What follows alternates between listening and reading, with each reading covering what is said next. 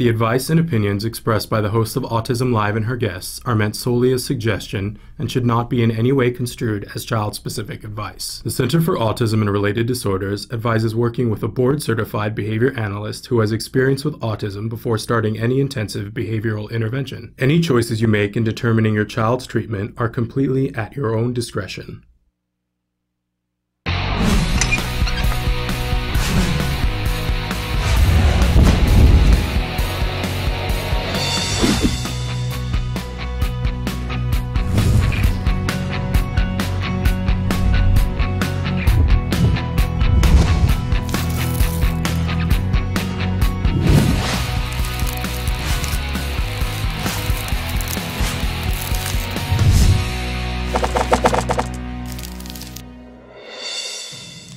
And welcome to Autism Live. I'm Shannon Penrod, and we are webcasting to you live from the Center for Autism and Related Disorders headquarters in Tarzana, California.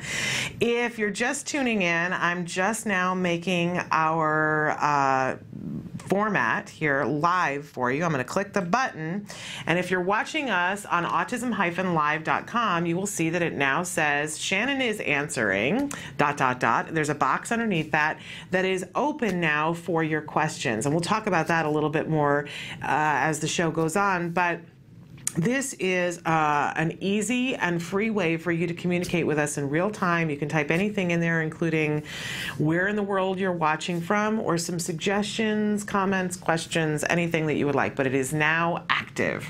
All right, and we'll talk about what to do if it says rebroadcast in just a few minutes, but I want to welcome you to the show. We're going to be with you live for the next 3 hours, talking about topics having to do with autism and how we, as adults, can be the most effective, most efficient members of a team helping a child with autism to reach their highest potential. I have to say that somebody asked a question the other day and said, why is this show geared towards parents of children on the autism spectrum? Why isn't it also geared towards teenagers and adults on the autism spectrum? And I'm thinking about that and thinking about how we can make different segments that are useful in that area. So thank you for calling that to my attention. In any case, we like to be of service here, and we always appreciate your comments. I want to remind all of you that we weren't here yesterday, if you watch the show on a regular basis, because we had a little field trip yesterday. Every once in a while they let us out of the studio. We really enjoy that. Yesterday we attended the 6th annual ACT Today, Autism Care and Treatment Today Golf Charity Classic that was hosted by Joe Montaigne. It was a star-studded event. We had a super time at this event, and the most important thing, we'll talk about all the stars that were there and the fact that I got to interview T.B. Sweeney. All right, we're going to talk about that a lot. But the most important thing about what happened yesterday was that a great deal of money was raised for Autism Care and Treatments Today Military Initiative for families.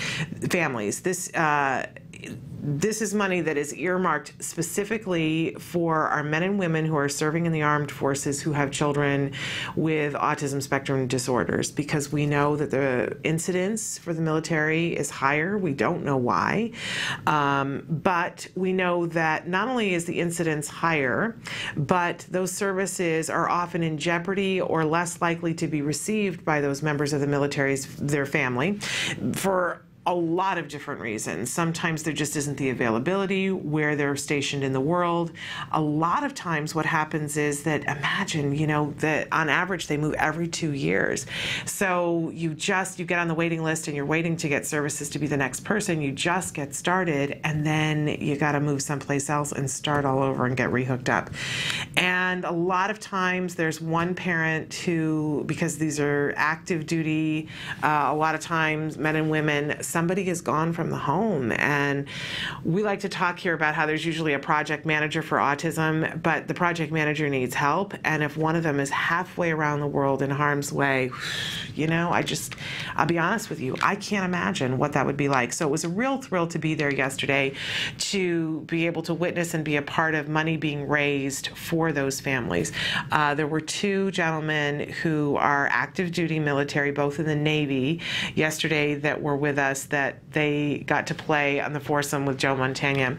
Boy, that was just a treat to talk to them. And we've got some interviews that we'll be showing you maybe later on in the week as we get those edited. But really, really lovely. As I mentioned, Joe Mantegna was the host of it, and what a sweet mensch. You know, in every sense of, this is a guy who's a dad of two young ladies, one of them on the autism spectrum, very happily married to his wife for, I think he said 26 or 27 years, which, okay, let's talk statistically about in Hollywood how that works. Boy, you know, that's amazing. But as an autism dad too, I mean, he is a real, you know, what's great about Joe Mantegna is that the ladies love him and the men have so much respect for him. As we were interviewing a lot of the different celebrities and saying, what brings you out here today? A lot of them were saying, you know, well, I've got relatives that have children on the autism spectrum and I want to support the military, and what a great way to do that. But they would all get down to, and Joe Mantegna asked me, and when Joe Mantegna asks you to do something, you show up. I just thought that was really quite a statement. There was so much respect for him out on the field. And of course, some of the people that he asked, to be there, Kevin Sorbo, Hercules himself, Bobby Costanza, who's a great character actor that you guys will remember from Saturday Night Fever, and you know, been on every single TV show that there ever is at some point. Jeff Pearson, who you guys would know from Boardwalk Empire, I always get it flipped. And Jason Gedrick, a wonderful, wonderful actor who you just saw in Luck, and he's on Dexter as well. And of course, D.B. Sweeney. Can we talk about D.B. Sweeney? If you guys remember, they were all talking yesterday on the links. The whole crew was talking about Fire in the Sky, which I have not seen. Apparently I have to watch this movie. My husband is like, how can you not? You're a D.B. Sweeney fan. How can you never have seen this movie? I don't know. But of course, 8 Men Out. Oh, he was so good in that. And The Cutting Edge. I think that's the thing that most women know. Toe pick, and we did say toe pick to him yesterday. Everybody thought I wasn't going to do it, but I did. What a gentleman and a scholar. He was so sweet. And it was just delightful to talk to him. And of course, I'm going to gush about that later on.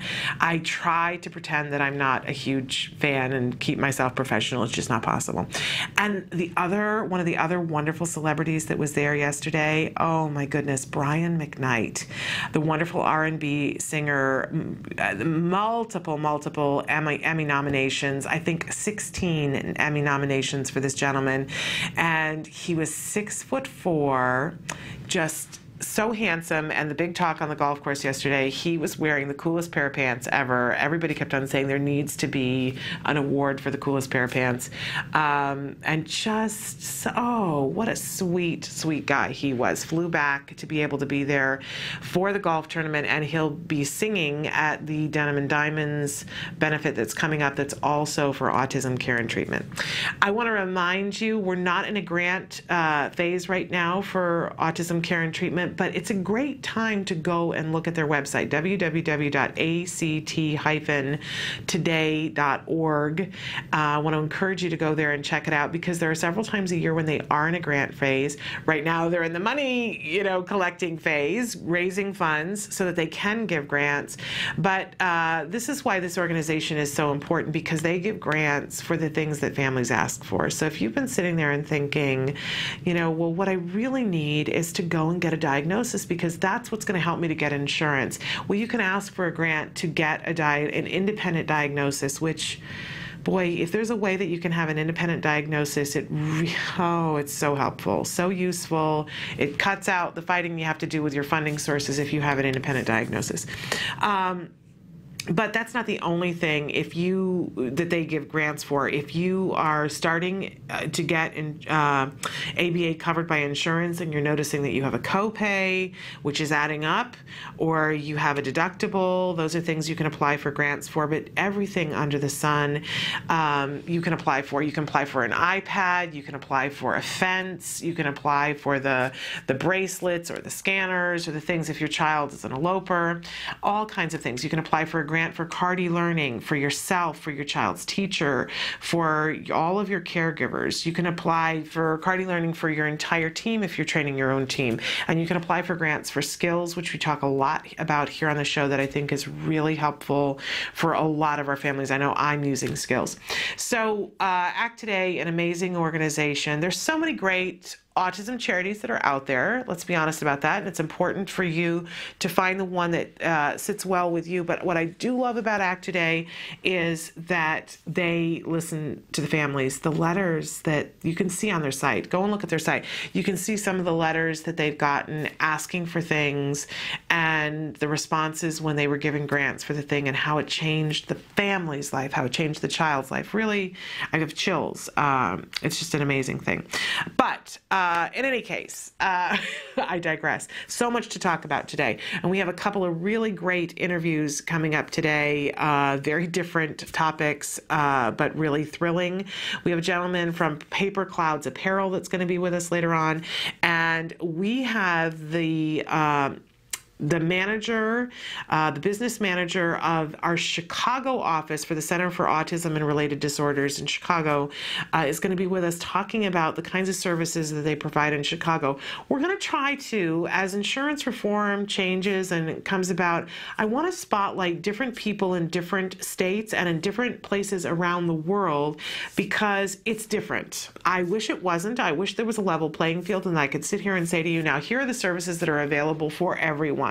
That's what we're working towards. That keeps me up at night. But until that day happens, I think it's important for all of you, wherever you are right now, to know what's available for you. Now, the other day, we had two questions that came in about the state of Indiana. And so I did some phone calls and we did a little talking about what is available in Indiana. Very interesting to me because it seems like Indiana has had insurance for ABA for the longest amount of time, which I did not know. I thought that Arizona was the big, get the ball rolling state, but Indiana has had it quite a bit longer than Arizona. But when it came time for me to figure out, okay, how do I get somebody to answer a question, I have to say it was not the easiest thing. We're going to be looking more into Indiana, but looking state by state and saying, okay, what's available to you? So if there's a particular state that you want me to work on next, let us know.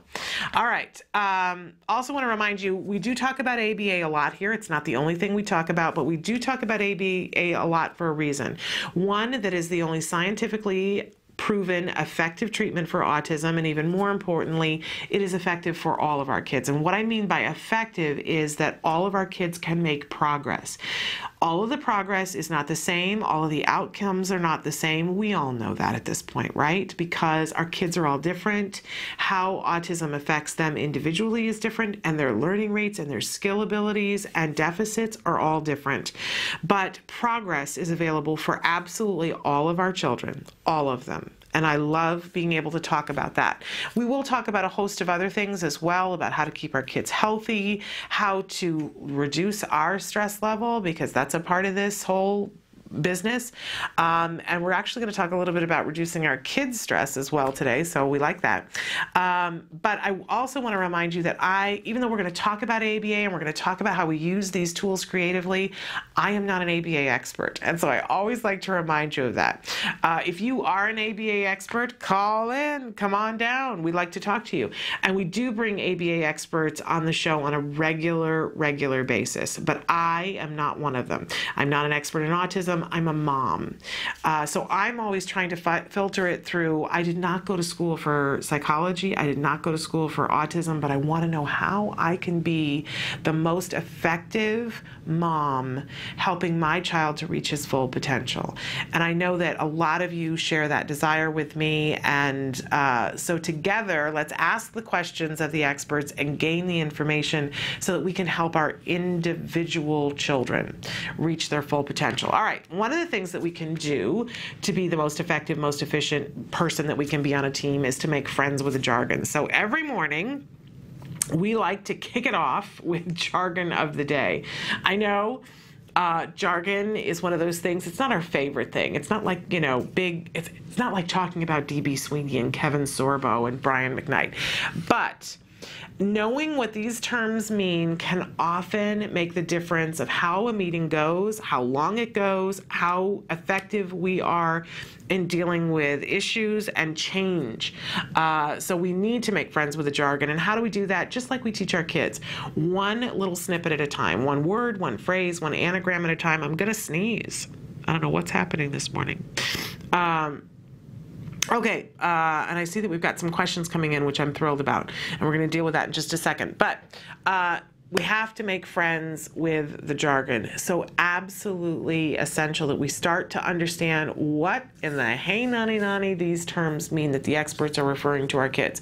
Okay, so our phrase for the day is conditioned reinforcer. Now, we talk about what a reinforcer is all the time here on the show, but it's worth it to back up just a little bit and talk about that.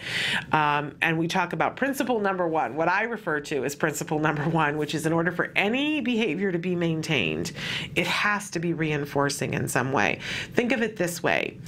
Anything that you do on a regular basis, you do it because there's some sort of paycheck. There's some sort of payoff for it. It's true of me. It's true of you. It's true of all of our kids on the spectrum, no matter how profoundly or how immeasurably tiny they're affected by this. We are all driven by these laws of behavior. We don't do things over and over again for a random reason. I know sometimes it seems like our kids do, but if we dig, we see that there is a paycheck for it.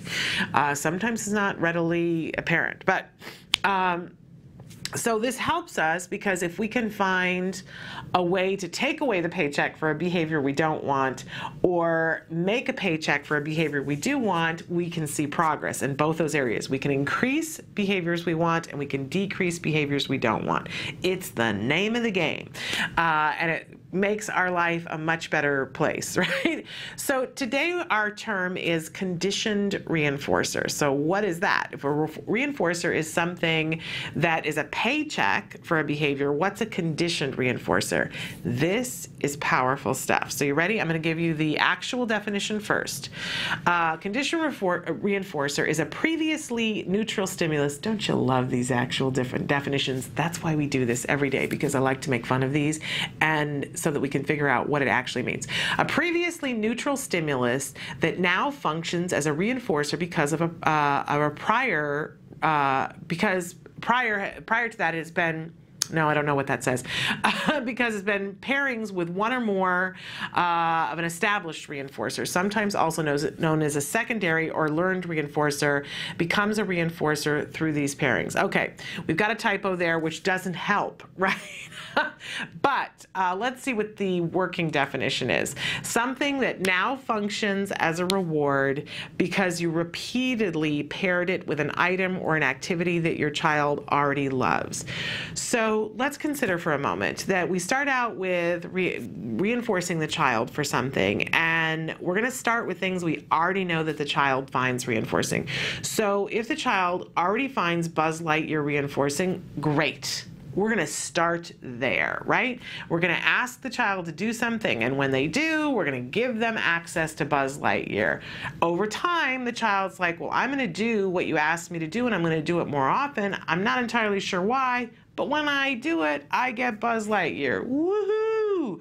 All is good, because that paves the way for learning. We're creating a behavior that happens over and over again.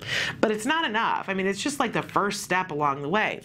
But while we're giving Buzz Lightyear, we're going to make sure that we are as efficient and as effective as possible, because if this is a child who right now, if we praise them and go, good job, yay, it's nothing to them. That's not a paycheck. For some kids, it already is, but for a lot of kids, it's not. And we want it to be, right? Because we're not going to go through life with the Buzz Lightyear doll, and when the child, you know, is in 6th grade and we want them to get off the bus, which they don't want to do, we're not handing them a Buzz Lightyear doll for that, right? That's not going to make sense. So we're going to find ways of taking something that's reinforcing the Buzz Lightyear, and we're going to add onto it. We're going to piggyback something onto that Buzz Lightyear, because over time, what we're going to do is fade out the Buzz Lightyear and only have the other thing, because it's now reinforcing, because for so long we paired the Buzz Lightyear with the praise, and eventually we can literally get rid of the, slowly, but eventually we can get rid of the Buzz Lightyear, and that praise is just as reinforcing as the Buzz Lightyear was, if we've done it right and if we've done it diligently and moved slowly. So when people say to me, well, there's only one thing that my child finds reinforcing, or people say it's so difficult to find something that's reinforcing, and a lot of times they'll find one thing and they're afraid that they're going to wear it out. We always want to be pairing. This is called conditioned reinforcers. We're conditioning it to be reinforcing. I can remember very distinctly that my child, when we started ABA, he found some praise reinforcing, but it wasn't big enough to have him do anything. It really wasn't. And now, and very quickly, my child, everybody cheering and clapping, he found very reinforcing. I hear parents talk about, some of our kids are huggy, and some of them aren't. And we can pair being touched with things that are reinforcing so that a child enjoys being hugged and will give a hug back. But there are so many things that we can pair and make conditioned reinforcers so that kids find it really exciting. We did a token economy in here last week or the week before when my son was starting back to school, and I shared with you guys how we can make these token economies so when they're in school they get a sticker when they've done something really well. And now that sticker, man, that's as reinforcing as anything to my son. He just loves getting that sticker because he knows what it's going to turn into. So conditioned reinforcers, it's something we always want to be mindful of. In the beginning, we might just be pairing praise and affection with things that are already reinforcing. You'll see when we show clips of therapy that with the small children, sometimes they start out with food. That wasn't the case so much with my son, because food just wasn't that reinforcing to him. But sometimes they do start out with food, because you got to be where the good stuff is. And if the child finds something that's edible, reinforcing, it's really easy to do, right? But we're pairing things with it. So you'll see the therapist, in a little while we'll watch Jack Riley in the series The A Word, and he, when asked what he wants to work for, a lot of times he says pancakes. So they have little pancakes cut up, they have pancakes cut up in little itty bitty pieces, and they'll give him a piece of pancake, but they always praise him, and sometimes he gets his hair ruffled or he gets a tickle on his belly, but there's always praise with all of it. So we're conditioning him so that at some point when he goes off to kindergarten, they're not sending the pancake with him. But the kindergarten teacher is going to say, "Good job, Jack Riley," and he's going to be all happy. And that'll be enough of a paycheck for him. So really important, this term, a conditioned reinforcer. You're reinforcing with something you already know is reinforcing, but you're piggybacking something else, which eventually, so that's the secondary reinforcer, right? Eventually, it becomes its own reinforcer because you paired it. It's great. It's a wonderful, wonderful thing. Okay, we always have a question of the day for you. Today's question is, what is your favorite thing to do with your child? What is your absolute favorite thing to do with your child? And you can answer this question, by the way. I didn't go through all the different ways that you can answer questions. I'm all discombobulated because we were talking about D.B. Sweeney. But you can answer this question on our Facebook. That's probably the easiest way to do it, but you can also tweet it to us. And in a second, I'm going to ask Emily, well, we might as well do it now, right? Because I'm so behind. So if you're watching us, you can email us. That's one of the ways that you can get in touch with us if we're being rebroadcast, and or just if this is a more convenient way for you to watch. So email us. You can also give us a phone call. You can Skype in with us. In fact, we're going to be Skyping with two guests, as I mentioned, later on today. You can talk to us on Facebook, and this is a great time to answer the question of the day on Facebook.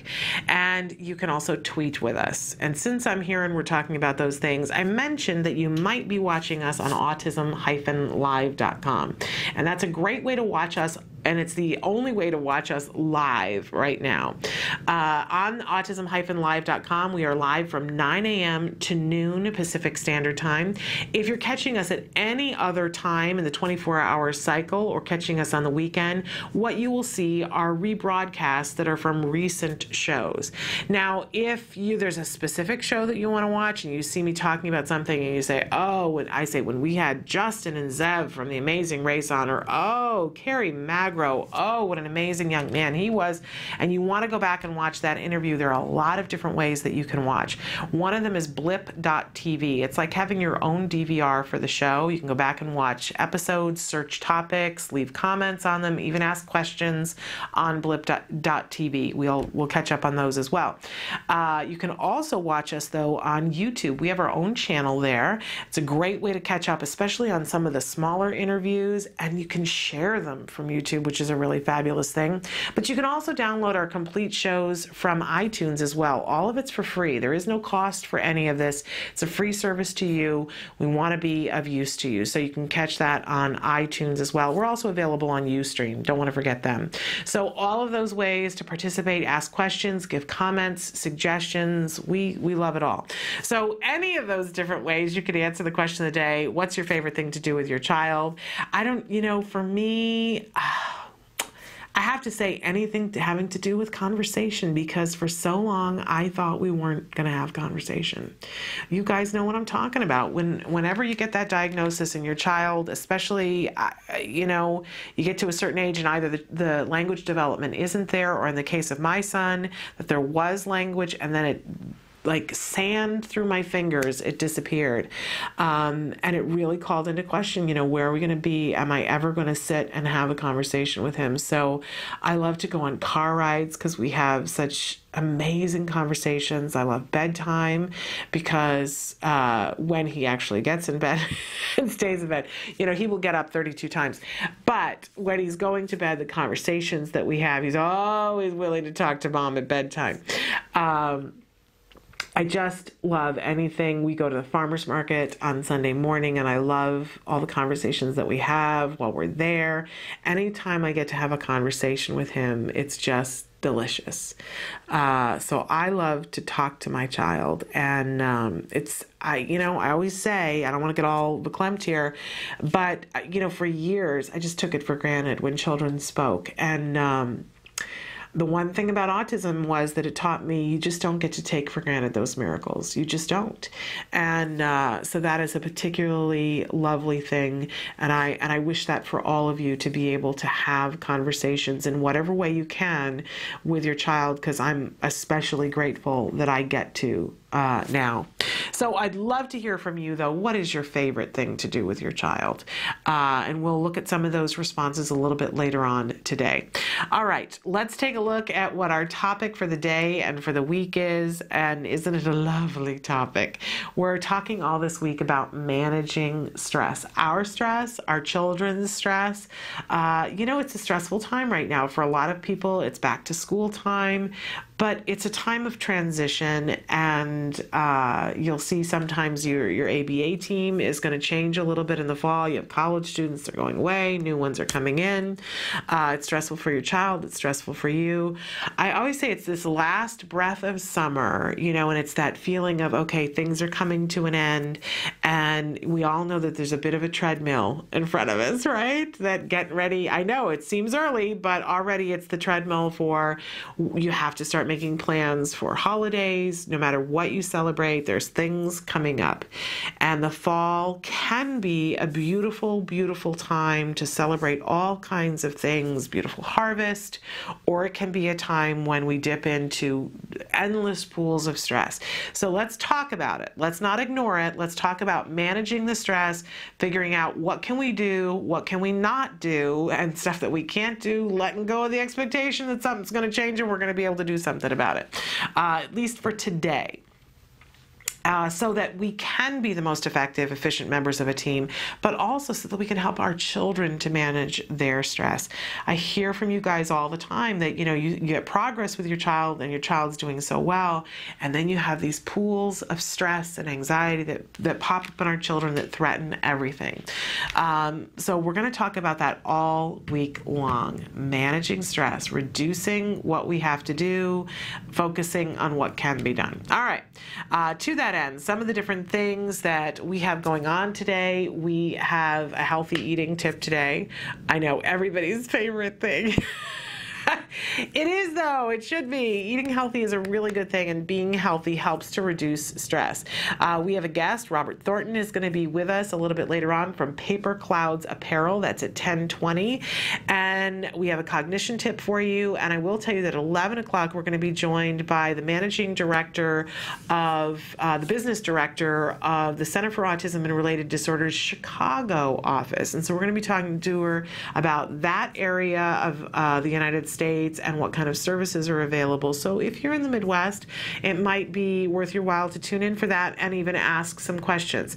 Her name is Marisol, and I am not going to attempt to say her last name because I need to hear from her. I don't want to mangle it, and you know I'm capable of doing that. All right, so big day, lots to talk about. We're going to be back with a motor tip, and it has to do with managing stress, so stick with us.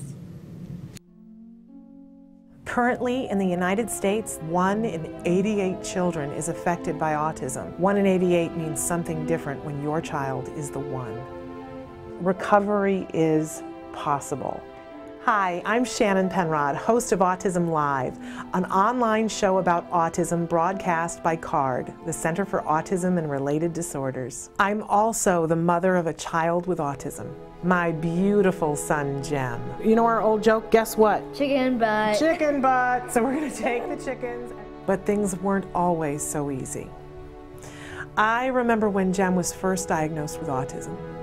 I used to lay awake at night in bed and pray for someone or something that could help us to get our child back.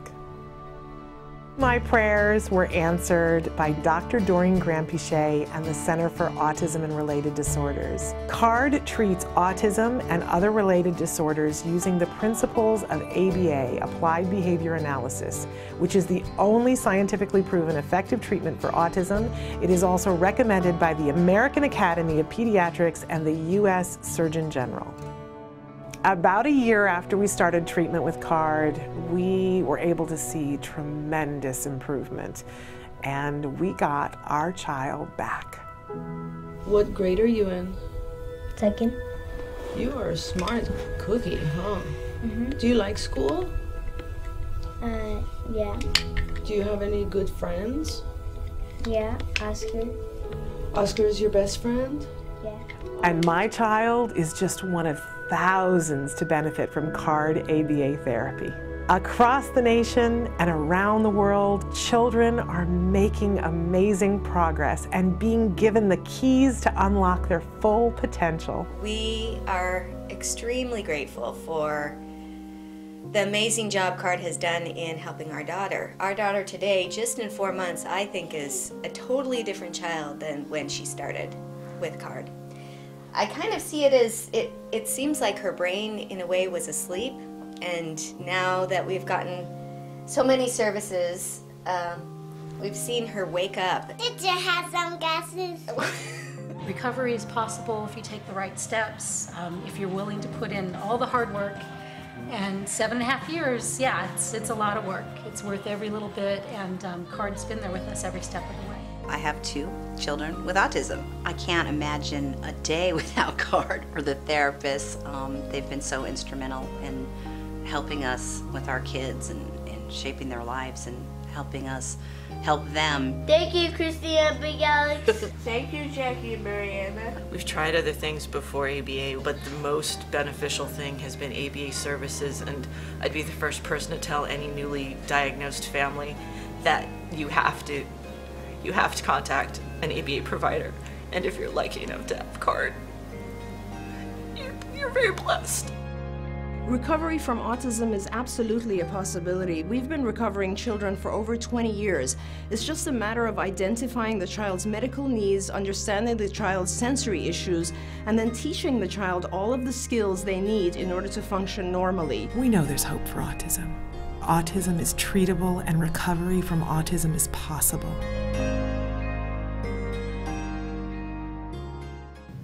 Welcome back to Autism Live. I'm Shannon Penrod, and we've got too many things to do here all at once. So I'm going to cut right through it and say that we're going to start with the questions, because you guys have written in some questions. So that's what we're going to do.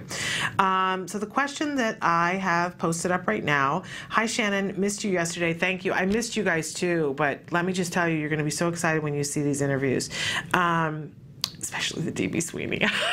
I know I get silly. Okay, which goes hand in hand with your question here. My question today is concerning what causes uncontrollable giggling. Yesterday, my 10-year-old, mainstreamed with an aide, giggled obsessively most of the evening. I don't know what causes it or how to help him calm down. We just had to assume he was tired, so he went to bed at 7 instead of 8. I never know what to do to help him, always guessing the reasons. It's so frustrating. Thank you always. Okay. And this kind of goes hand in hand with a bunch of the things that we're going to talk about this morning. So, and I have to preface this with all children are different, and that I am not a doctor, I'm not a nutritionist, I'm not a behavior expert, all of those things, right? But I will tell you that a lot of people have found lots of different reasons why, in fact, their children will get the uncontrollable obsessive giggles. And this is, by the way, not just children on the autism spectrum. This is one of these great questions that I'm going to encourage you to go to your local support group, and I'm going to encourage you to go to your more global support group and put it out there and let people know exactly what's going on and hear back from them. But I will tell you, because I am part of your global support group, that this is something that we see in our child, my child, all the time. Not all the time anymore, because we started to see some of the things that were setting him up to have the uncontrollable giggles. But again, I want to say that this is my child, very likely not your child. But if I were part of your global support group and you wrote this in, I would be talking with you about the fact, and I do talk about this show a lot, on this show a lot, so far ahead of myself here, that my son is on a very specific diet for a lot of different reasons. And one of the things that we have seen with my son is that we're constantly battling yeast. And yeast in my child makes him silly. Again, I can't say enough, that may not be the case with your individual child, but it is in my individual child. It's one of the reasons why we limit, there is no sugar in my child's diet. It's one of the reasons, because diabetes also is rampant in my family. So sugar is not the best thing for my child to be having. But with my son, we also have to be very careful. We always make sure that he gets, enough fruit, because you have to have some fruit in your diet, right? You got to get some vitamin C and those kinds of things. But in our house, fruit is like the big treat. And there can't be excessive amounts of it for my son, because if he gets too much, and even carbs have the potential in my son's ecosystem to convert to a great deal of sugar, and he gets silly. We used to call him the drunken elf when he was little. And you can smell it on him, that you smell his head, and sometimes it smells like a freshly baked loaf of bread, and on his breath, if he would have fruit juice or anything like that, he would smell like brandy. And even sometimes hiccup and burp, like that stereotypical drunk kind of thing. I think that that's a little bit rare in a child. I don't think that that's rampant in a lot of people. So do not assume that that is what is up with your child. But that is one of the things that we discovered, that his ecosystem has a really tough time with sugar and anything that can convert to sugar, because that makes yeast. And there are lots of different things that we do for him. But if my son gets into, if I see that that's happening, that there's a lot of giggly behavior, I give him a lot of water. I get really patient with him. I make sure that I don't put demands that aren't absolutely necessary. For my son, he also is somebody who needs a certain amount of sensory input. So I'll give him lots of squishes, that if he's acting really, really drunk, I massage his head, I massage his body to keep him as present as possible.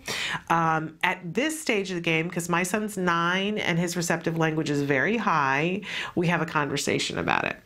And what I frequently say to him, because he's always pushing for more fruit, and what I'll say to him before I feed him some fruit is, I know it's going to make you a little silly. I need you to keep a grip on it.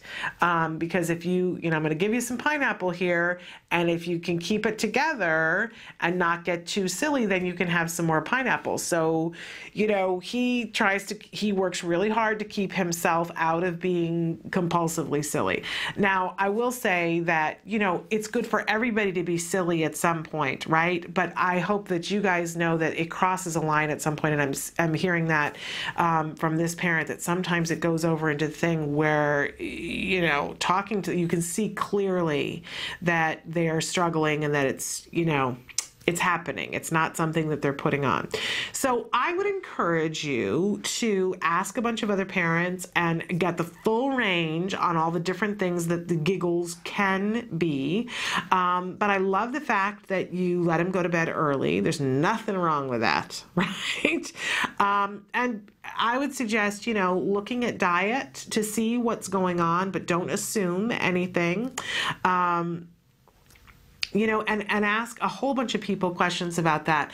But especially if it starts happening more and more, I think you really want to look at diet, but also look at what happened before. With all behavior, we want to look at what was the antecedent, what was the behavior, what was the consequence. If kids get rewarded for being silly and get out of things or get a bunch of attention, that can become the paycheck for it. So be mindful of all of those things, and I'll be interested to hear back from you to hear what you have success with and what you figure out. Our kids are all little science experiments, right? And we're going to try a bunch of things and see what works. But the giggles, man, when they get off into the silly land, whoo, it can be exhausting, right? So I hope that is of some help to you and gives you a direction in which to look. And if there are others of you out there who have experienced the giggles, feel free to write in and give this parent some support. Okay. All right. And there's another question. All right, I'm going to put that up there. I just wanted to make sure that there's no personal information in it. Okay, I'm showing the question. What is the difference between saying, this is a great question, by the way, what's the difference between saying my child is autistic and saying my child has autism? To me, one sounds permanent and one sounds temporary. I haven't shared the diagnosis with my child yet, and right now I feel more comfortable with has autism rather than is autistic. How do you and Nancy refer to your sons? And it's a great, great question. And I'm also going to ask Nancy to answer that for herself when she's here in the studio for Let's Talk Autism with Shannon and Nancy on Wednesday at 11 o'clock Pacific Standard Time, because I don't want to speak for her on that. And by the way, somebody had asked the question about, how do you tell your child? And I had asked, we had Danny Bowman on the show a couple of weeks ago, and her aunt mentioned a book that she sat and read with Danny, and I was telling you that the name of it was Charlie. Well, it's Dear Charlie, and it is posted right now on Danny Bowman's Facebook site. So it's DANI Bowman, BOWMAN. I asked Danny the question, and she posted it on her Facebook site, and you can see where her aunt has scratched out Charlie and put Danny, and she did that throughout the whole book and read the book with her, and both Danny and the aunt said it was great. So I can't wait to get my hands on that book. But that's on Danny Bowman's Facebook page right now. She's a great person to like. 17-year-old on the autism spectrum who teaches kids on the spectrum how to animate. Danny owns her own film studio, has 2 children's books out. 17! Okay? Amazing young woman. All right. Okay, so what's the difference between the two? I think it's totally what you prefer. I've shared before on the show that I had only ever heard the term autistic, and it was devastating to me to refer to my child as autistic. Just never felt right. It just felt like, ugh. I know lots of people who are on the autism spectrum who refer, Temple Grandin refers to herself as an autistic, and she's very comfortable with that. And I know lots of teens and young adults who prefer to say, I am autistic or I'm an autistic. That is how they like to refer to themselves. And they are offended when you say has autism, because they say it sounds like I got a disease or something. So, you know, I think it's all preferential, but I just, I don't know why. Words are powerful to me, and I could not say that my child was autistic. Like you, it felt to me so final. And I saw Holly Robinson Peete actually on Oprah, and somebody said something, and she said, well, you know, we've started saying has autism because, you know, we don't, when somebody has cerebral palsy, we don't say they're palsic. We say they have cerebral palsy because they have lots of other things. And that made so much sense to me. And I remember talking to my husband when he got home from work that night. I said, we're going to say he has autism. Those are the words that we're going to use, because it was a conversation we'd had many, many times about, you know, just that A word thing, like the mom and the A word. It just didn't fit. It didn't fit my child. And I know other parents have felt the exact opposite. So I really think it's, you know, it's not a one size fits all. But what happened to us over time, we said has autism, has autism, has autism. And I still felt like that didn't fit. And I wanted to find something that I could feel good about saying. So what we started saying was, and we started very early on, saying that our son is recovering from autism. And I will tell you that we get heat all the time. People go, what is that word? That's not true. That can't be. Well, I don't know. I don't know what everybody else is basing their comments on, but my child makes progress every day. Yeah, sometimes we take a step back, but we're always making progress. And every day, I think that he moves closer to being somebody who at some point will not qualify for that diagnosis. So I think it's true. I think it's true that my son is, and now we say even he's actively recovering from autism. That, because, you know, it's like something he does every day. And I don't know if I hope that someday he is at a place where it no longer applies to him, because I hope that for all of our children. I'm okay if that day never comes because he's made so much progress. But I like to acknowledge that he's constantly working on something. Because I feel like in society, that's one of the things, people don't understand our kids, they don't understand the disorder, and they don't understand how hard our kids work. How hard our kids work to communicate, how hard they work to be a part of our world. So that's what works for us. We say he's recovering from autism. And it offends people. Quite honestly, people get really mad at me when I say that. But what it also happens is it opens conversations with teachers and other people. And, you know, I'll be someplace and I'll say, well, somebody will say, you know, Shannon's son has autism. And I say, yeah, he's recovering from autism. And they say, recovered? He recovered? There's no such thing. There is. Lots of people have recovered from autism. And, you know, my son hasn't. I'm not hiding that, but he gets closer all the time. And that's how I honor him. Those are my words. And what happens is that then there are some people who go, what are you talking about? And I say, my son has made so much progress and keeps moving in that direction. And you know what's interesting to me is that the amount of people that I say that to go, really? There's progress? Progress can be made? Oh, your child must have been very mildly affected. No, that's not the truth. My son was very profoundly affected. And then they go, but how can that be? Well, it was a lot of work. It was a lot of work, and nobody worked harder than my son. So your words are your words, and bless you. You know, find the ones that fit you, that fit your family, that fit your child. And I say stand by them, regardless of who and what. And, oh, okay, and I love there's a kind of response here. Thanks, Shannon. Does it mean we're in denial by saying has autism? Do so many think once you have autism, you always have autism? Is that true? Well, I think that a lot of people do think that. I think that that is, if we were to take a poll and ask what the general public thinks about autism, that yeah, and they would be shocked to think that there's any other thing at all. Of course, you have autism, you're going to have autism the rest of your life, and people talk about, well, there's no cure for it. Well, and I think we're talking in the wrong area, because there's no cure. We don't talk about being cured from a broken bone, right? But use of that bone is restored in almost all cases. And what do we say when that happens? When something isn't working and the function of it is restored, then we say it healed, we say the person is recovered. You know, with a broken bone, and the reason why I like that analogy is because very often the bone is not the same. It's functional and it's working, it's not the same. But you know, in some cases, the muscles around it will change, and we see with athletes when they put enough time into it, sometimes the functionality is higher, but maybe they get twinges and pains and whatever. I think with autism, and here we're just totally into my opinions here, that I like that analogy because my child is never, ever going to be who he was going to be if autism hadn't come. That's not going to happen. He is his own person, and I welcome the person that he is now. But the disabling aspects of autism can absolutely be changed in a lot of our kids.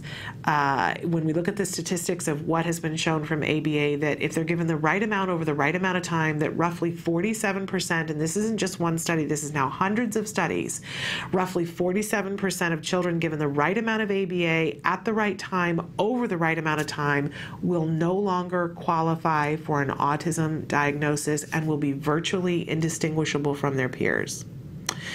47%. And that is absolutely unshakable. There have been 20 years now of studies that have demonstrated this time and time again. I don't think anybody's even arguing that anymore, and yet that information is not out amongst the world. Now, I say that because it's the truth, 47%. But did you hear the big asterisk? Given the right amount of ABA, and it has to be good ABA, over the right amount of time. And the studies have shown that in order to get that high number of 47%, you've got to start at a certain time. You really have to start as early as possible. That doesn't mean that no children have gotten to that recovered diagnosis that started later, but in order to have the 47%, you've got to start at a certain period of time. Have the right amount of ABA over the right amount of time. So we absolutely know that the diagnosis of autism can change. These children have been looked at by professionals that have never seen them before and said, this person does not qualify for an autism diagnosis. A lot of children. This is not like a small, like 10 kids, 47%. It's really quite amazing. Now, of the other, I was always interested in, okay, 47, that's great. First of all, really great. But what happens to the other 53? And what we see with the other 53% is that there's a category that, like my son, that they still make a tremendous amount of progress. They're still qualifying for an autism diagnosis, but the progress is there, and you're eliminating the more disabling aspects of the autism so that these kids are out in the world, having friends, going to typical school, and frequently many years later get to the point where you know, one by one, you've ticked off the things so they don't qualify for an autism diagnosis, but it takes longer. And then there is a smaller group of children in this range of I'm talking about the 53%. There's a smaller group of children who still make progress, substantive progress, but often the children in this category have double diagnoses, that they have other health issues or other diagnoses, things going on that make it more difficult. They're still making progress. They, have things like toileting and the adaptive skills and things like that, but they're still needing support at school and are still they're still going to need, for instance, help at school. There might need more support at home, but progress has still been made. So that's the full gamut of what can happen with ABA over the right amount of time. So, but to go back to answer your question, you know, so many think that once you have autism, you always have autism. Yes, that's what many think. Is that true? Absolutely not. I think absolutely incontrovertibly no. Studies have shown that. That's not coming from me. That's coming from study after study after study. So it's a very specific diagnosis. You have to qualify for it, and there have been many people who've gotten to the point where they do not qualify for it. I think that's exciting. All right, I've gone on so long, and I have some tips for you, but what we're going to do is we're going to show you this week's episode of the A Word. Then we're going to come back and do the motor tip, which will help also with the sillies, I must say. And then we are also going to talk about the healthy eating tip, which may help with the sillies as well. So stick with us. But here is the A Word. This is the wonderful documentary that's being made by the Center for Autism and Related Disorders, following a little boy, Jack Riley, diagnosed at the age of 2, started therapy fairly quickly. He is now 3, but we're going back to the first episodes. This is episode 3, and I believe this is the one where therapy actually starts. Take a look. This is the A Word.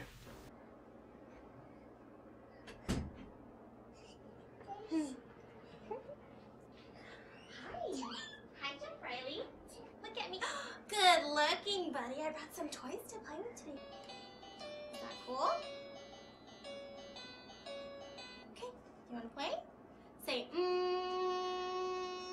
Therapy, that one-on-one, when kids have been in an environment where no one understands them, and then you finally put them in an environment where they understand all the consequences, of where they see, oh, you know, if they did something that was supposed to be done, they get reinforced for it.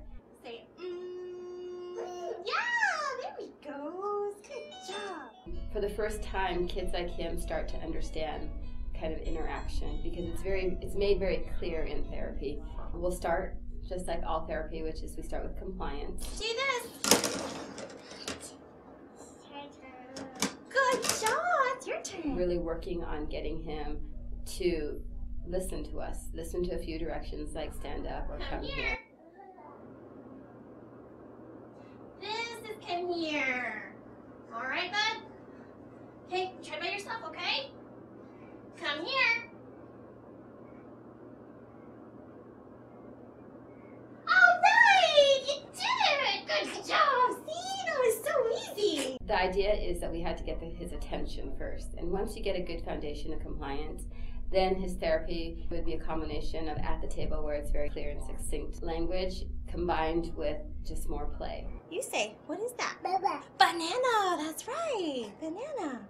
What else do you see? Carrots, good talking. Then we look at language, making sure that he can make his desired requests and needs met. Getting him to figure out that, hey, I'm learning these words, and these words are actually useful. It teaches them the idea of communication and not using another person as a tool. Okay, sure. Here you go. And then also what's important to the family. You know, what behaviors or what areas of focus do they need help with? One goal, I don't know how we're going to get there, but one of the things I've noticed that's different about him is I'll see a 2-year-old in one of our little restaurants that we can take him, and the kid just feeds himself lunch. Now Jack feeds himself pancakes, he feeds himself applesauce, but most everything else we have to feed him. And I'm really looking forward to the day where he just eats. Okay, so that's banana by a spoon. He likes the taste of banana, he doesn't mind the texture in his mouth, but when you get the visual into it, he gets very upset. So it just strikes me that it's all behavior. He's playing defensive ball right now. And there was banana in that yogurt too, so he eats it every day. And he gets so upset, so offended. I think a lot of his issues with eating have developed into behavioral issues. I think he may have had texture issues, and I think he probably still has a lot of sensory issues, but I think a lot of it now is habit. I think for Jack Riley, he was very tactile defensive in his mouth. He just doesn't like the feeling of it, and then it moves into a routine.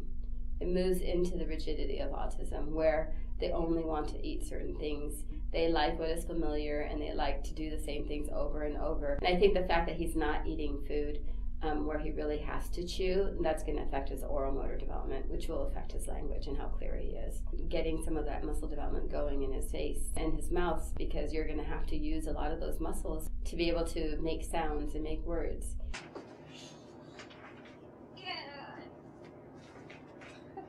What are you doing, kiddo? So silly.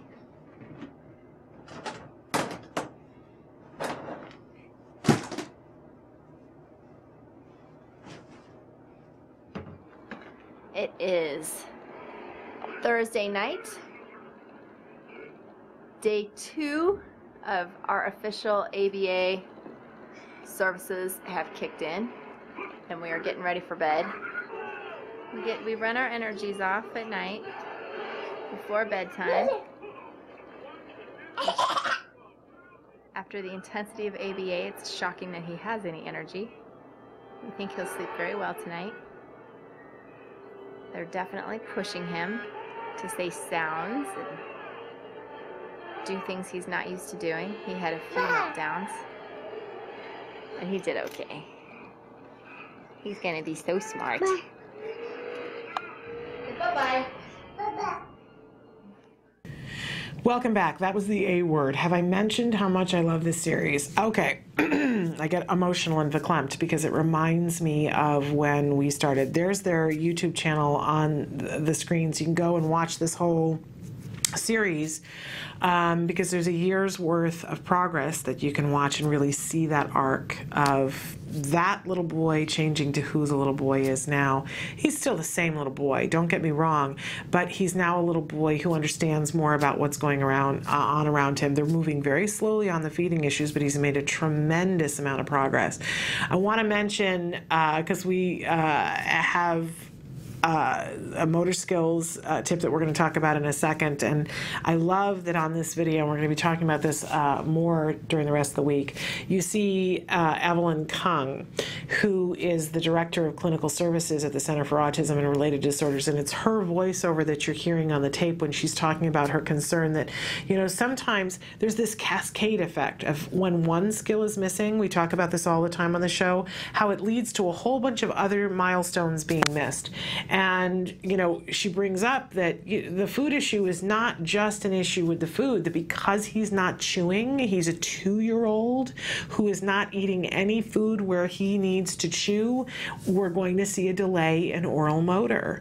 That the muscles that he needs to strengthen to be able to say words and be understood are not getting the workout. And you think about that and you go, oh my gosh, I never even thought about that. How one skill can have such a cascade effect on so many other skills. So we'll see them working on oral motor with Jack Riley. We'll see them working on his food aversion, because presenting him with other food besides the applesauce and besides mashed bananas and a couple of other things, we see that he has anxiety that will come up as a result of that. He finds bananas in particular aversive, that you can show a banana to that child and he bursts into tears. Happy to eat them sliced up and mashed up, but to see a whole banana literally bursts into tears. Well, you know, I don't think that anybody still to this day knows what that is about, but we see them systematically desensitizing him to food being aversive because they're doing that condition reinforcer, pairing things. They got some wooden fruit, some Melissa and Doug, great toys, by the way, wooden fruit, and they're pairing it with pleasurable things so that it's now going to be something that's more pleasurable for him. So we'll take a look at this particular episode of the A Word throughout the week and talk about some of the things going on in it. But I just, since we're going to be talking about motor skills anyway, I thought it was really important to mention that.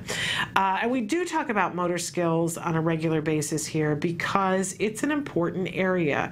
Even though a lot of times a deficit in the motor skill area isn't part of the diagnosis for autism, it's going to go hand in hand with some of the developmental delays that will happen. And it is, by the way, a lack of coordination coordination is a part of the Asperger diagnosis. So when we talk about motor skills, there's usually 4 main areas in which we discuss. We talk about oral motor, visual motor, we talk about fine motor, and gross motor. And I've mentioned before that when we give our children an opportunity to develop those lessons in a way that's really reinforcing to them, not only do they build skills, but they build self-esteem, and they also can reduce stress. And we've been talking this week about managing stress and how important it is not only for us to manage stress, but to give our children strategies to manage their stress. The world is a very complicated place, and especially if you don't understand everything that's happening around you, it's anxiety producing. And we see a lot with children that they make progress, and that sometimes as they make progress, the kids will experience a period of time in which anxiety and stress will start to threaten that progress. So really, really important that we be aware of the fact that that may happen, and that we start to build skills for ourselves to deal with stress and that we can convey to our child. So I had a lot of people talking in my ear this last month about the benefits of yoga for our children. And this just makes such great sense to me. And you can do this with your child. You can go and take a class, and if you do, you're going to be working on gross motor skills, you're going to be working on coordination, on core strength, which a lot of times our kids on the autism spectrum need some help and support with core strength, which will in turn help with some of the fine motor things that they do, because if you've got the core strength to sit up at the desk and sit up nice, as I like to say in my son's school, they sit like scholars. They'll sit like this. I just love it. See their little backs so nice and straight. But that helps actually when you go to do fine motor, because the child has to be in this position in order to write and to build those muscles. What we see as children, this is how I always write, right? Bad example. Totally hunched over.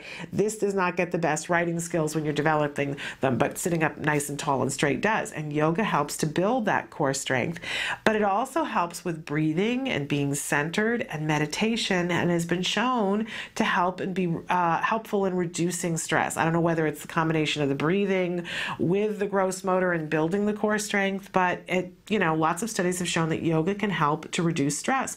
Well, it's not just for adults, it's for children as well. So you could go and you could take a class with your child, and they have lots of parent and child yoga classes, or you could get a videotape, and you can start really small. We don't do a great deal of yoga in our home, but we do some yoga things, and through a couple of different ways. One, we used to watch the Last Airbender, and we would see the Aang, the Airbender, who now in the new series, The Legend of Korra, is voiced by D.B. Sweeney. How did I get back to that? It's D.B. Sweeney Day here. But in any case, there are some poses that he would do, and Jem asked some questions about that, and he even wanted to meditate like Aang.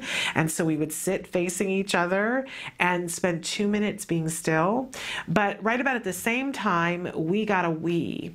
And I had read a study about the mirror neurons in the brain and how the studies still are not in, but it may be beneficial for a child to do something where they're seeing an avatar that's moved by them on the television. Of course, there's lots of game systems that you can do that with.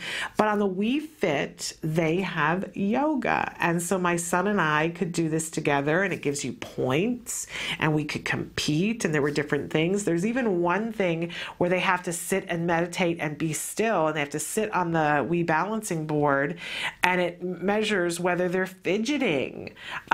So helping a child who's got a lot of that energy to learn how to control it and center their breathing to do that.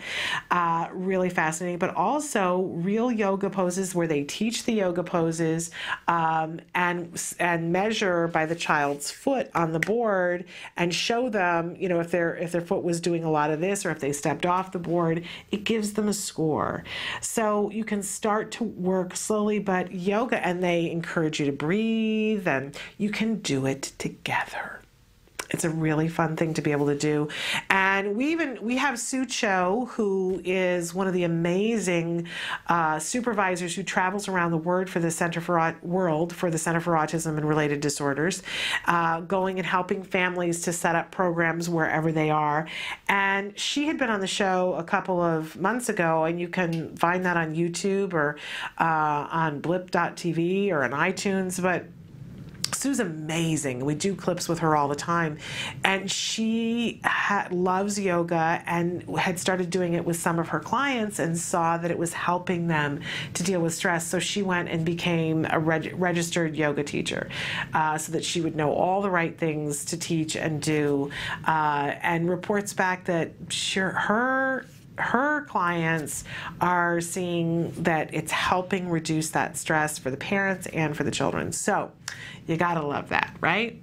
All right, and for a child, we were talking earlier about having the giggles, learning how to control themselves, that self-control, so that, you're not at the whim of every emotion that you have, can be useful.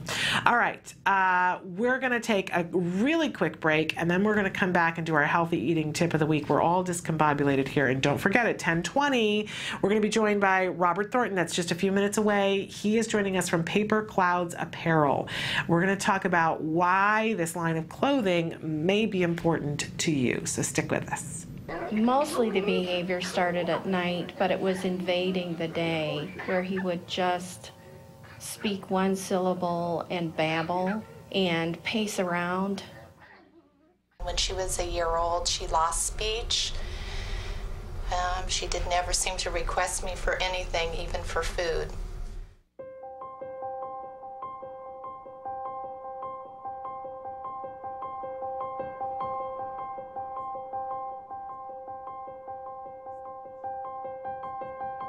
He told me over the phone that I should just put her in an institution. I was devastated. What's an institution? A hospital. Yeah, isn't that nice? He told me that it was possible or likely that Ruffin would never be employed, that he would never work productively, that he would not know that I loved him, nor would he love me, nor would he be likely to marry. There's a 50% chance that he won't be able to talk at all, but if he does talk, he will only be able to, make simple desire requests. I want, things like that. And probably by the time he was 10, he'd be in a home. Doreen told me that he would recover, and Doreen told me that he would go to regular kindergarten.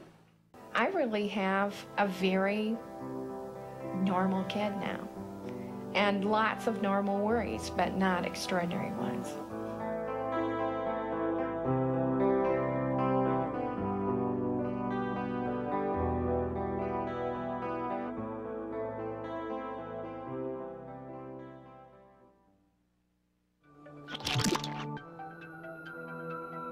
My name is Deli Popola, and I'm one of the creators of theoutspot.com. Theoutspot.com is an online support system for families and specialists who are affected by autism across the whole world. Share inspirational stories, find resources in their area. Hope you can join.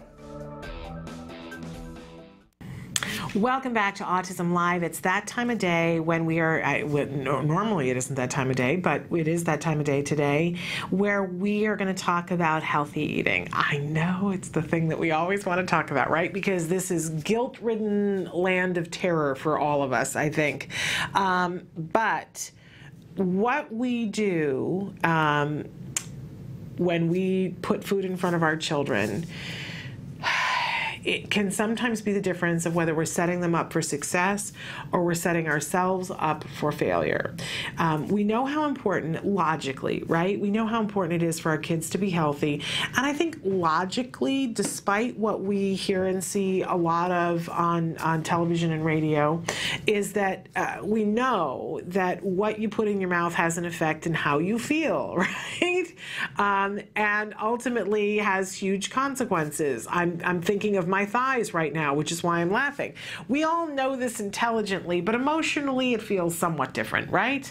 But I do think it's important. I saw somebody the other day on Facebook that said, I try really hard not to put anything in my mouth that my grandmother wouldn't have known what it was and wouldn't have eaten as well. I thought, oh, that's really interesting.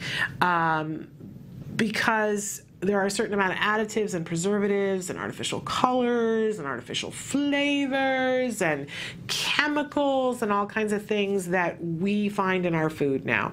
When you read the side of a package and you can't pronounce 9/10 of what's there and you have no idea what it is, it gives one pause, yes? And we all know that it would be beneficial if we could eat things as close to their pure state as we possibly can. Now, I think though, even if you're eating as pure as possible, you can still get into trouble with different substances because everybody's body is different. So I think take everything with a grain of salt, but use your common sense is a really good way of looking at things. So I want to talk today about snacks. Because it's that time of year where we're sending kids off to school. A lot of times we have to pack a lunch and a snack, and the kids come home from school and it's like they're starved wild animals. We picked my child up from school the other day and he had a great day at school, an absolutely wonderful day at school, but he got in the car and was just crabby. I don't know what other word to use. And I was like, who are you? And it reminded me of those commercials that you see of they have lots of different actors. Like there's one with Joe Pesci where you see Joe Pesci talking to a teenage boy and the teenage boy says something and Joe Pesci goes, I'm not putting up with this stuff and da-da-da-da. And the other teenage boy hands the Joe Pesci character something to eat. The Joe Pesci puts it in his mouth and he transforms into this other teenage boy. And the boy says, you're not yourself when you're really hungry. I have no idea what they're selling. I probably don't want to know what they're selling. But there's another commercial where this wild animal comes in the door of a woman's kitchen and she says, sit down, I've got something for you. And she puts a bowl of something in front of him and the monster melts away and it's a boy. It's a 10-year-old boy. Well, I kind of felt like that the other day. I had this wild, I don't know, what is like a cross between a wild animal and Joe Pesci in a gangster movie in my back seat.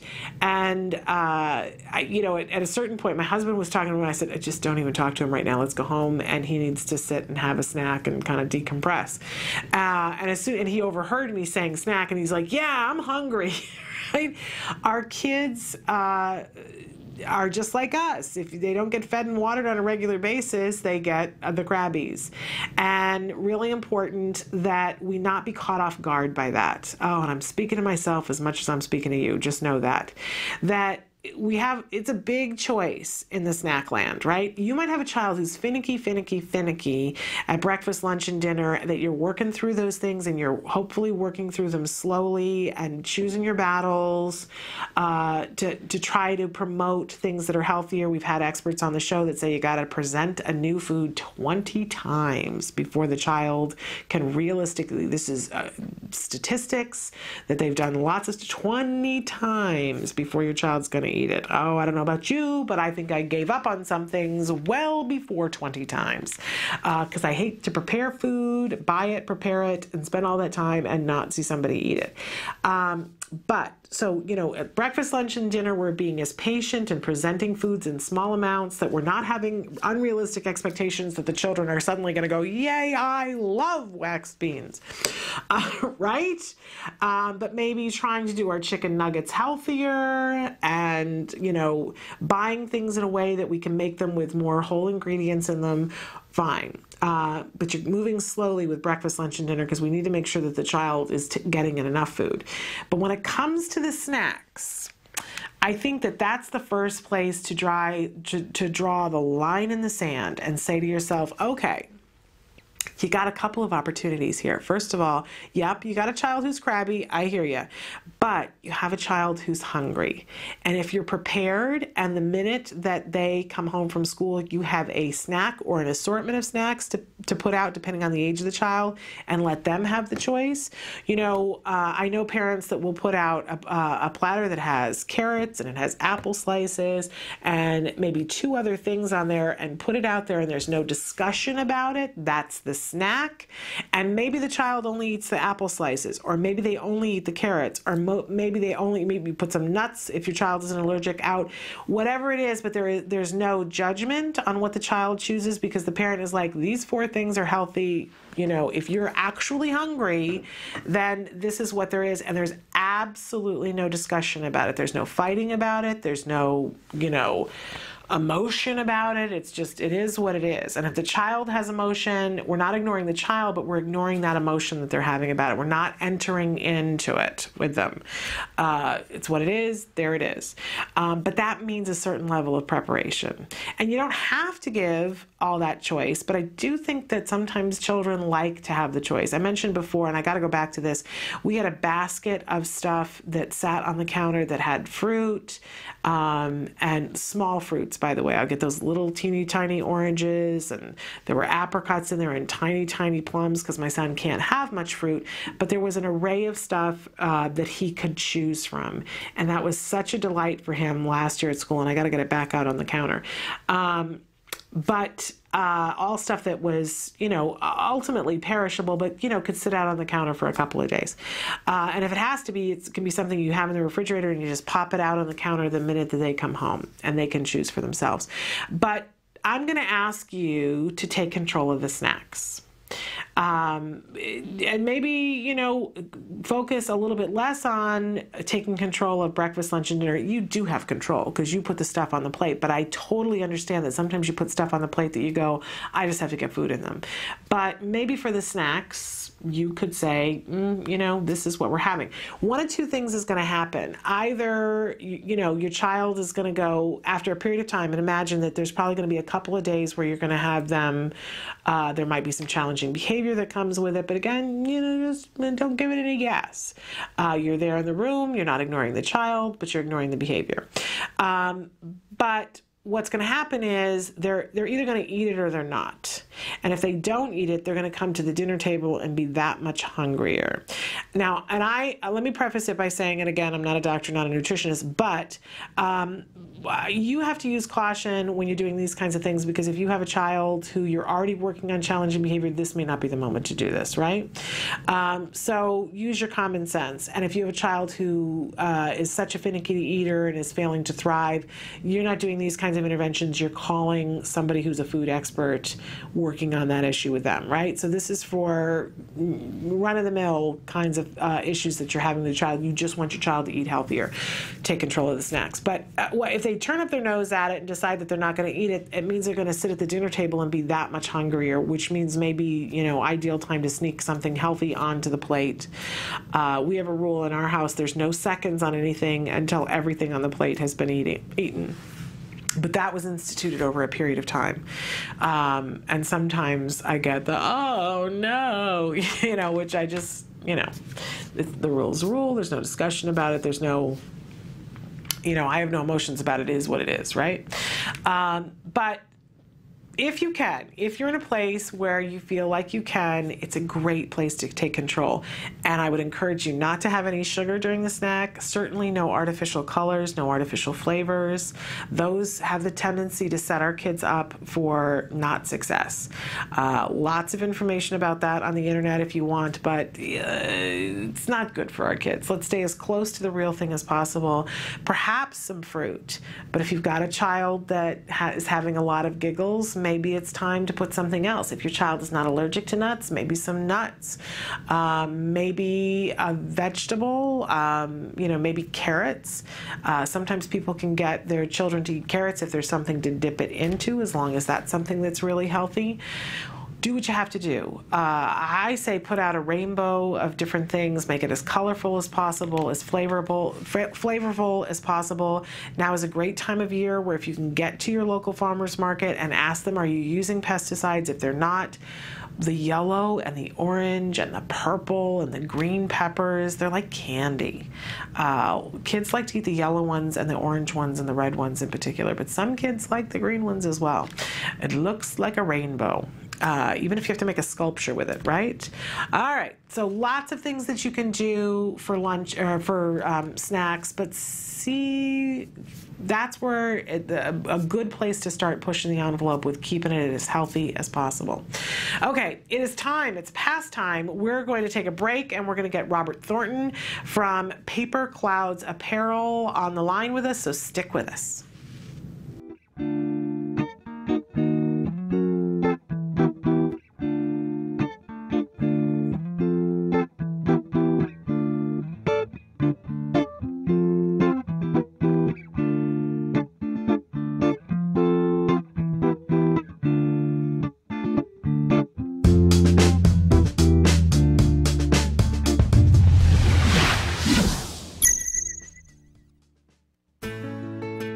Skills is a revolutionary web-based program that incorporates comprehensive assessment, curriculum design, progress tracking, and treatment evaluation for children with autism all in one place.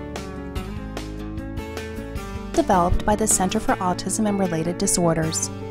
Our approach is based on over 40 years of research on the principles of learning and their application to improving the lives of children with autism. How does Skills work? Created with speed and simplicity in mind, Skills was modeled on an easy 3-step process.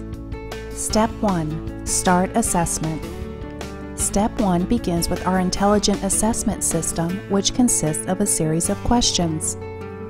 This assessment is essential to identifying your child's level of skills compared to their typical peers across all areas of development. This includes assessing social, motor, language, adaptive, play, cognition, executive functions, and academic skills. Every skill has an assigned age which indicates when the skill emerges during typical development. This means that each child is automatically presented only with lessons that are relevant to his or her age.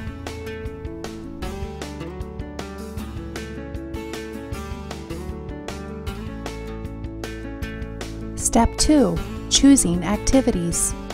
It's now easier than ever to build an individualized treatment plan. In Step 2, you are presented with an individualized pool of activities that are directly linked to your student's assessment results. Each activity represents a specific skill that has been indicated by the assessment as needing to be taught. Activities are categorized by curriculum and then by lesson. There are 3 main types of skills: building blocks, fundamental, and expansion skills. Fundamental skills are necessary for successful everyday functioning. Building blocks are prerequisites to a fundamental skill. Expansion skills are non-essential skills, but may provide further enrichment in certain areas. After reviewing the activities available to you, you can quickly add your chosen activities to the treatment plan by simply checking the box and clicking the button. Step 3. Start treatment. Once you have selected and added the activities you want, you are ready to begin teaching.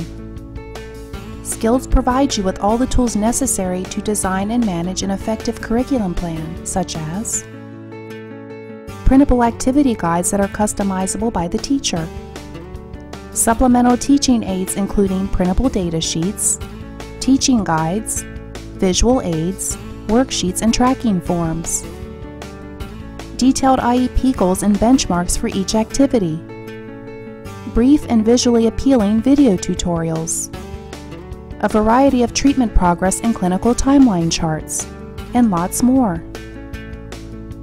And since Skills is completely web-based, everything you need is available 24 hours a day, 7 days a week, in one easy-to-access location. Skills users even benefit from unlimited access to a support community, where they can ask questions and share ideas with a skills expert. Skills is always with you.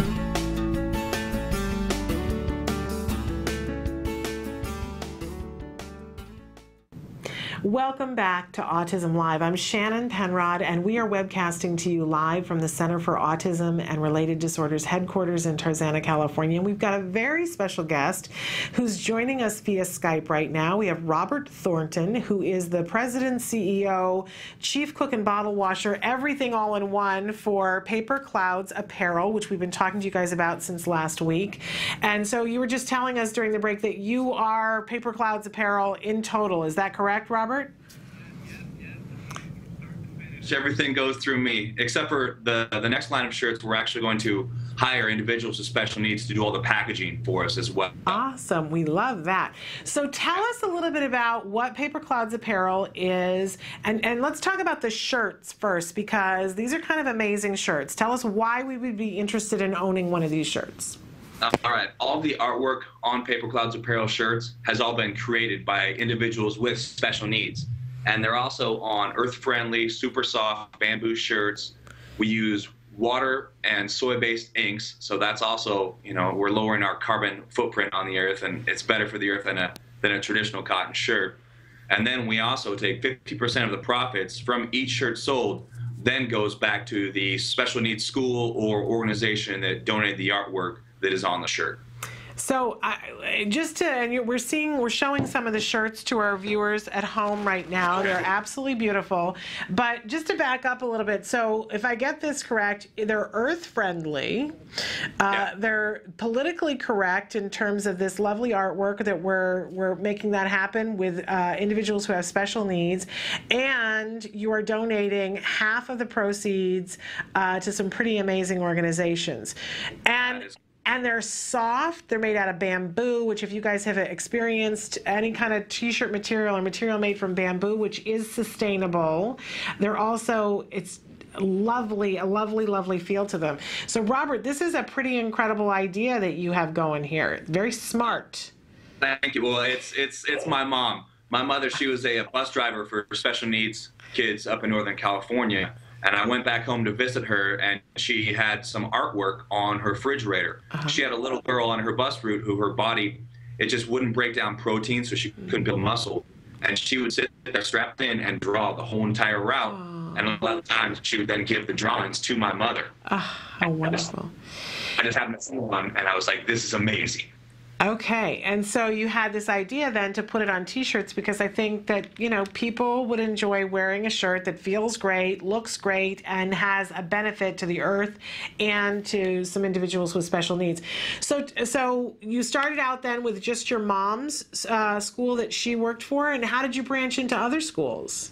Well, we actually started out with a school in Phoenix. It's called Valley Life. They're the oldest rehabilitation center in all of Arizona. Over 450 special needs individuals valley-wide. So we've been with them for the past 2.5 years, and now we're actually in the process of expanding, and that's why we're on Kickstarter trying to raise the money so we can pick up more schools. Okay, so talk to us and explain, for a lot of our viewers know what Kickstarter is because we've had other people that were doing a Kickstarter, but for somebody who doesn't, explain what Kickstarter is. Kickstarter is basically, it's called crowdfunding.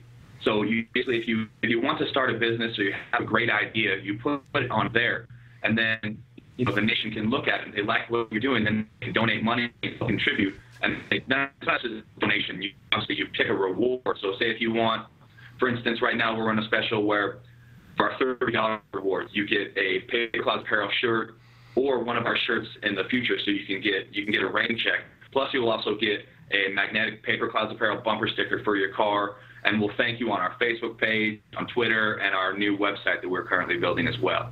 Okay, well, you were breaking up just a little bit there, and I don't know whether it was me or our connection with you, but let's talk a little bit more about the Kickstarter and clarify one thing. So first of all, where can people find it on Kickstarter? They just go on Kickstarter and search Paper Clouds Apparel? You can, if you go on Kickstarter and then you select the fashion link. Okay. Or I'm pretty sure you can probably just put Paper Clouds Apparel when you get on the Kickstarter site, and we'll pop up on there. Or, I mean, if they go to our Facebook page, if they go to our website right now, it's plastered all over there right now as well. It's good to plaster things on Facebook. And so what is your goal to raise? What are you raising money for? For expansion, because right now we have the one school in Arizona, but right now we have a contract signed with Autism Speaks, where we're going to raise money for Autism Speaks. We also have a contract with a therapy place outside of Philadelphia called A Total Approach, and they do amazing work there. They've got a video on YouTube, A Total Approach, where it's just phenomenal work there that they do. We're also going to Achievement Academy in Las Vegas, Nevada, also has a contract signed with us. We have this amazing artist. Her name is, she goes on, her Facebook page is Nat Cat 921, and she's an amazing young lady on the autism spectrum who is right now going to college, and she's designing shirts for us right now, and we're going to raise money for, I believe it's the Easter Seals Crossroads in Indianapolis that she went to, and I guess they helped her learn how to drive, so she got her driver's license through them. And so there's a lot of great special needs schools and organizations that really need our help. Yeah, absolutely. And so if you get this money, is it likely then that you could join? So if there was a school who wanted to raise money with you, that they could contact you if you're able to expand, and you Most definitely. That's what we're trying to win. I mean, so any school, any special needs school, any special needs organization that that needs help, because there's a lot of them out there that they're dilapidated, that don't have, iPads for their kids, that don't have art programs, and like Valley Life, they actually wouldn't have an art program at all right now if it hadn't been for the money that we raised for them. Well, that was going to be the next question that I was going to ask you. So I would imagine that you've been able to make some things happen, and so you've been able to give art supplies? Yep. If Valley Life, their art program basically is running right now off of proceeds that Paper Clouds Apparel has raised for them. Awesome. So that's made every sacrifice, all the hard work, when you hear something like that, it's all that hard work, it goes away, and you're just smiling from ear to ear for a long time. I'll bet. I want to put you in touch with, I don't know if you're familiar with them, there's an organization called the Art of Autism, and they do some amazing artwork, and some of their artists were just featured when they had World Autism Day by the UN for stamps that were made. They have a book of art, and Robert, you're going to love it. So we'll put you in touch with them as well. But first thing, you need to get some help for your Kickstarter here. Yes, and please, so please. Some of what we missed when you were talking, because Skype is like that. So when somebody goes to your Kickstarter page, they can donate, and in exchange for donating, depending on which level they're at, they can get different things to happen for them as a result. I missed some of the different dollar amounts and what you got for them. And of course, people should go to the Kickstarter page to see for themselves, but give me just an idea of one or two, and let's see if we can have you be clear in the connection when you're talking about it. Well, if they choose a $30 reward, they'll receive one of our Paper Clouds Apparel shirt, plus they'll receive, we have magnetic bumper stickers for their car. And then they will also be given, credit on our website that we have. We have a donor listing. We will also thank them on our Facebook page, on Twitter, and let the world know that this person's doing something great, And it's we also have there's like a $5 donation where for $5 then they get the shout outs as they call them, and it's just one of those things where if we could get all of our friends to simply give up Starbucks for one day and then donate that $5 to Paper Clouds Apparel, we can literally take that money and help millions of individuals with special needs. Absolutely. Truly wonderful. And so a couple of different things that people can do. If they go to your website right now, they could buy a t-shirt, correct? Right now we're doing all sales through the Kickstarter program. Because we want all of the money to go towards that, because with the way Kickstarter is run, if you don't reach your goal, then you don't receive a dime that's been donated to you. So we have to reach that $8,000 goal to even receive a dime. Okay, and all it's going to take for you to make the expansion is $8,000. Yes, yes. Which in the realm of business is a very small amount of money. When you're trying to raise it, it feels like a mountain, but okay, so you need to raise $8,000, and so right now, if somebody wants to buy a t-shirt, the best way to do it, the only way to do it, is to go to Kickstarter, make that $30 donation. For that $30, you're going to get a t-shirt and know that you're going to have an impact that is positive on the special needs community, but you're also going to leave no carbon footprint or small carbon footprint, because this is an amazing shirt, and you're going to have a shirt for it. Yes, yes. And they get to pick which shirt they want? Yep, they can pay, or if they, you know, because we're going to have so many, we're going to release 2 shirts every 2 weeks once we get our funding for a different school, different organizations. So say for the first 2 weeks, we're working with Autism Speaks. There will be a female piece of artwork chosen and then a male piece of artwork chosen.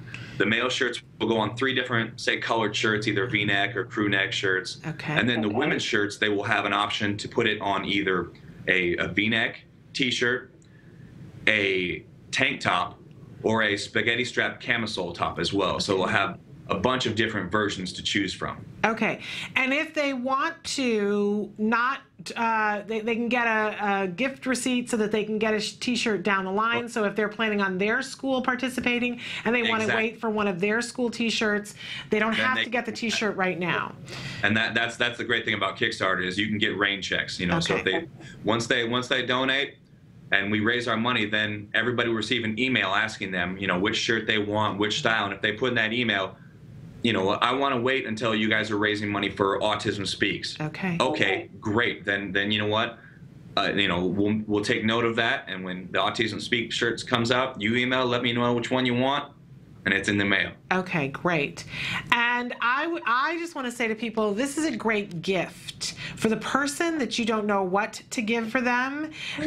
Go to Kickstarter, donate $30, do it, and say I'm doing in this person's name, so you can have a gift receipt for them, give it to them for their birthday or the holiday, and say not only do you get this fabulous t-shirt that you get to pick out, but you had an impact in the world. This is a wonderful thing to do. We're looking at some of the t-shirts.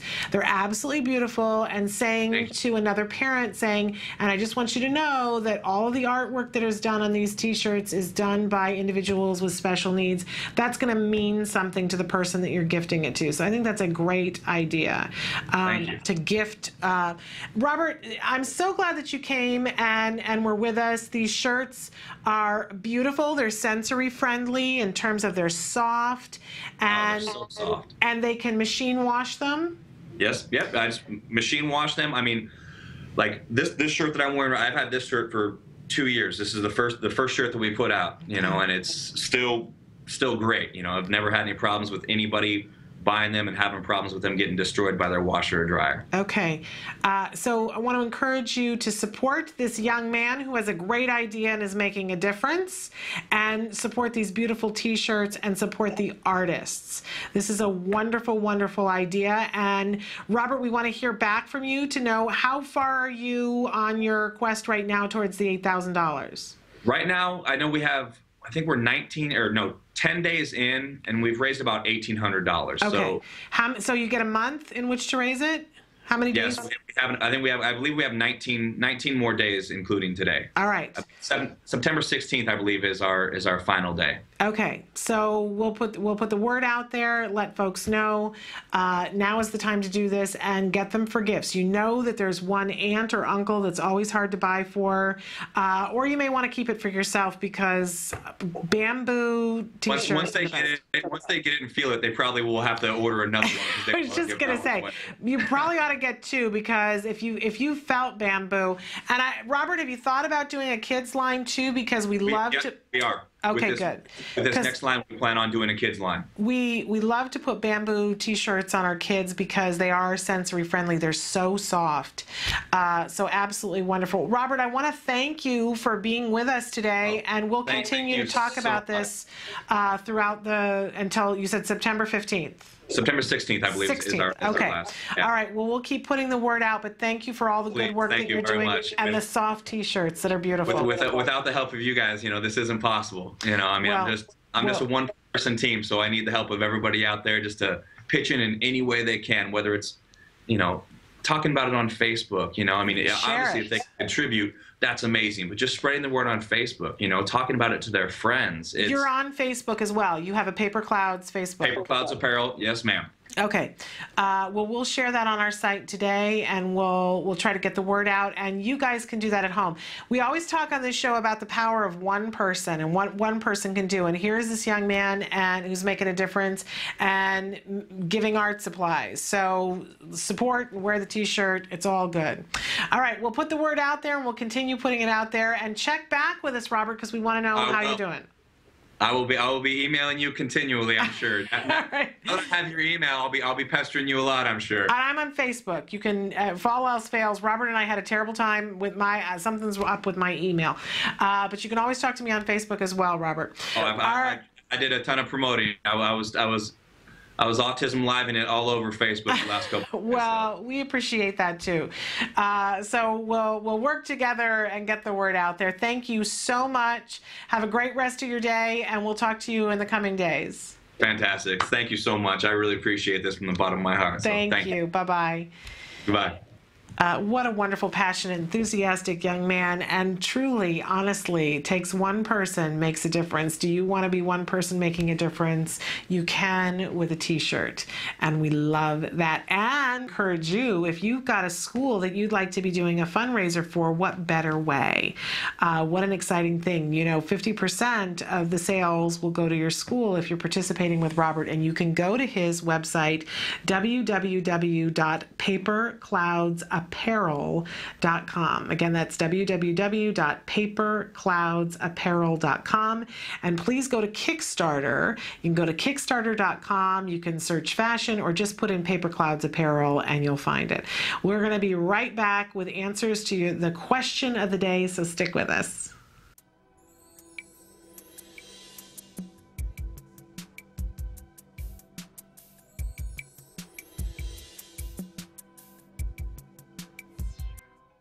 I'm Adele Nadowski, Director and Co-Creator of Skills.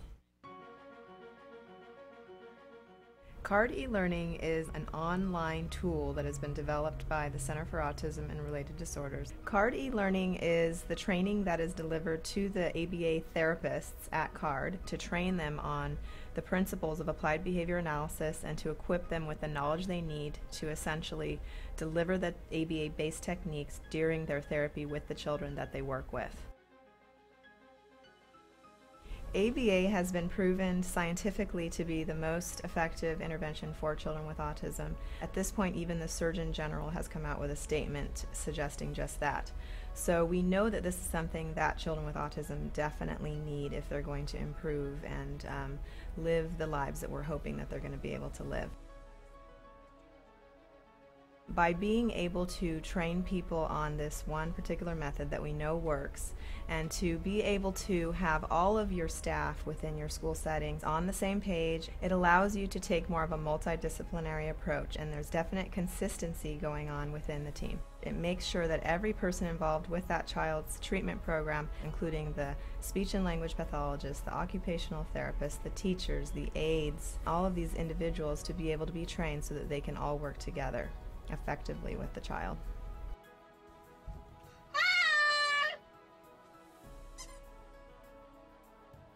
Parents that are using CARD eLearning can use it either to train themselves, and then after having done that they can implement different techniques with their child in order to teach new skills. But oftentimes parents might also be working either with an ABA provider, with a school, or they may have even hired their own therapist to deliver the intervention techniques. So CARD eLearning can be used either to collaborate with your school. It can also be used to train the therapists that are coming to the home of the parents, or it can also be shared with the ABA provider so that that provider can find out about it and perhaps implement it within their organization and train their staff. You can also do reporting for your organization. So you can actually look and find out which teachers are progressing, what their quiz scores are, and actually we can give you reports as well that will help you to compare the different teachers and their performances. Card e-learning is really, really simple to use. You can log on to this as long as you have a computer, that's all you need, and an internet connection. And you can work on it any time of the day, anywhere that you're at. When you log on, you realize that right away. First of all, on the top of the page, there's a navigational tutorial. It's a how to use this page button. Simply by watching that video, it'll all kind of unfold in front of you, and it becomes extremely self-explanatory. Card e-learning has 9 modules, and you can basically go through those at your own pace.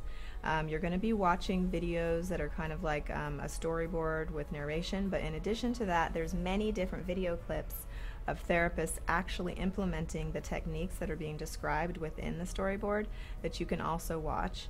And then of course you're able to pause, you're able to type notes right directly underneath the video that you're watching. You can save your notes, you can review them, and between each module you do take a quiz, and once you pass that quiz you can go on to the next module. And then after you complete all of them, you have a final exam. And by completing the final exam and passing with a score of 85% or better, you will be given a certificate of completion.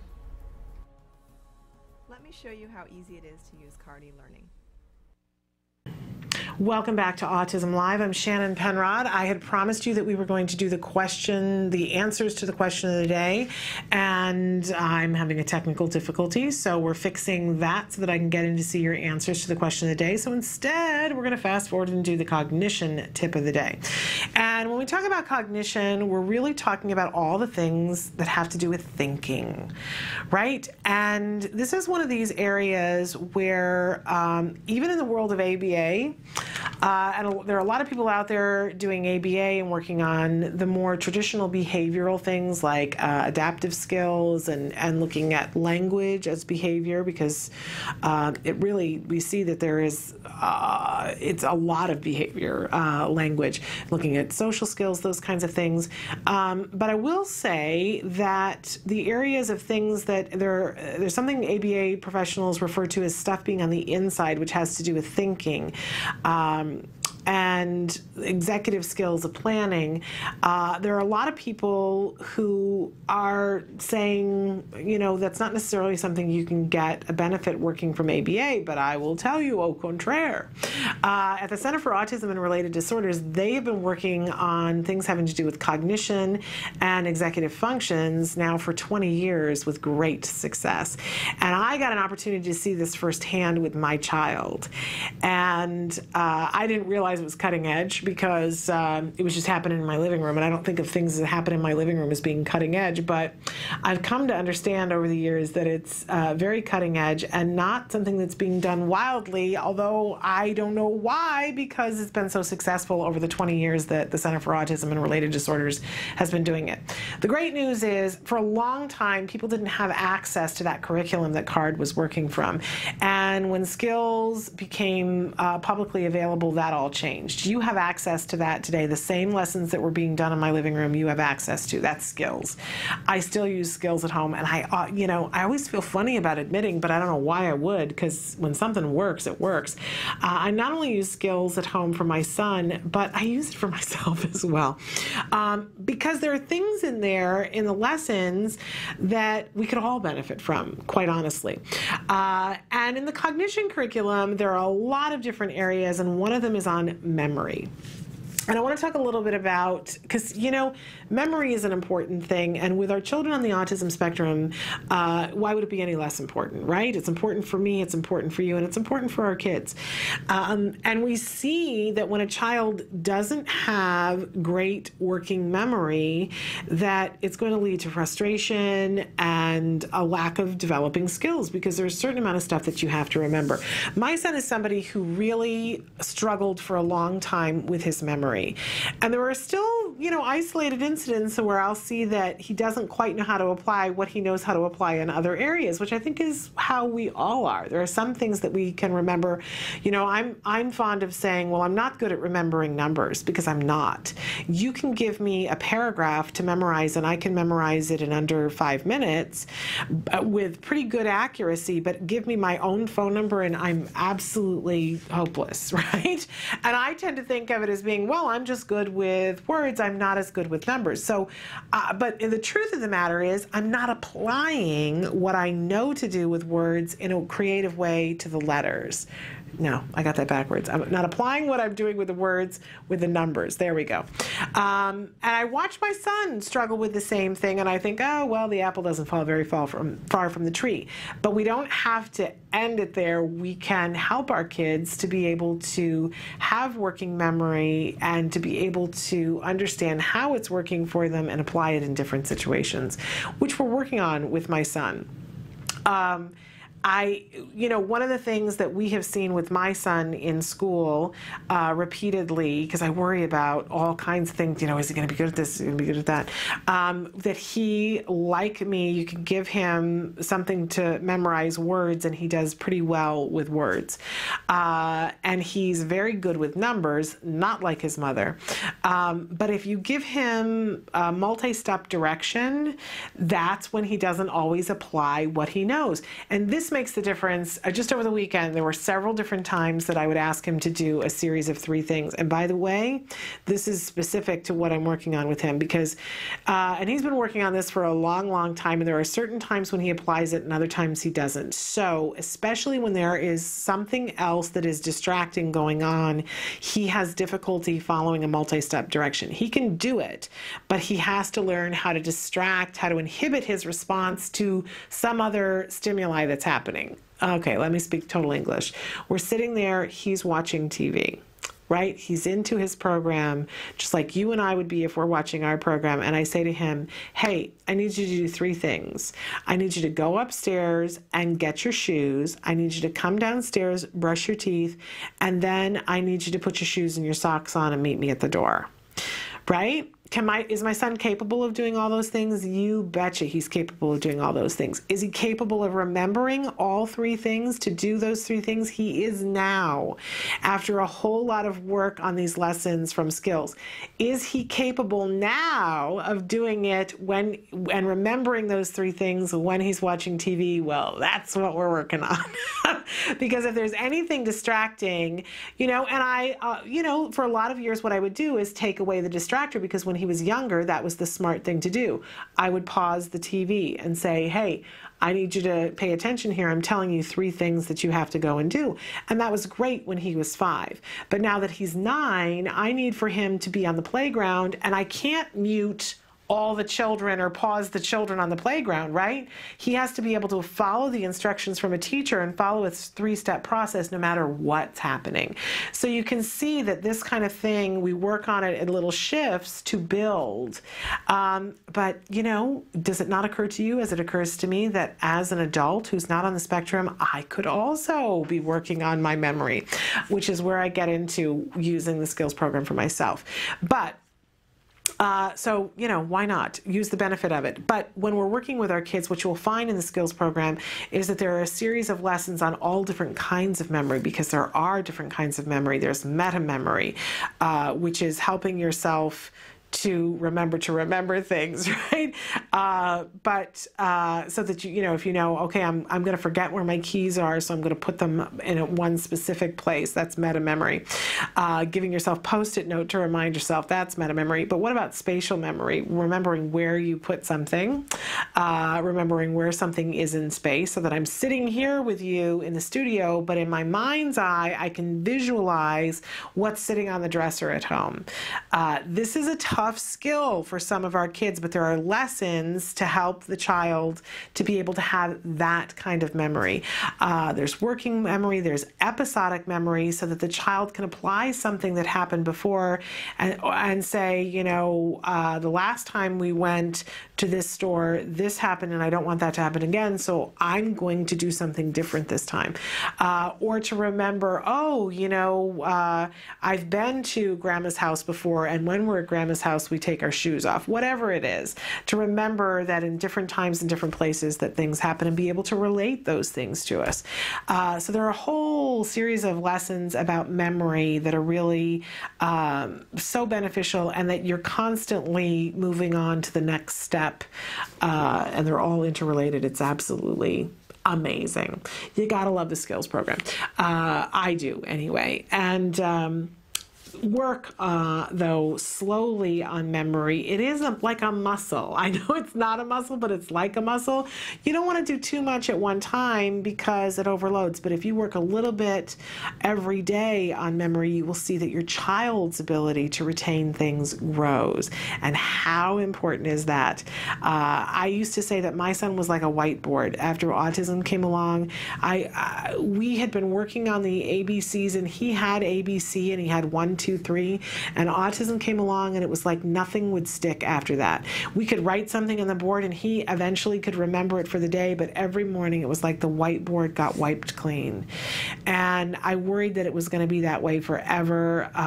You know, he's in 4th grade now, but from 1st grade on, he had spelling tests every week, and oh my gosh, we worked on those spelling tests, and we worked on the spelling words, and we made it as reinforcing as possible for him to be able to remember how to spell the words.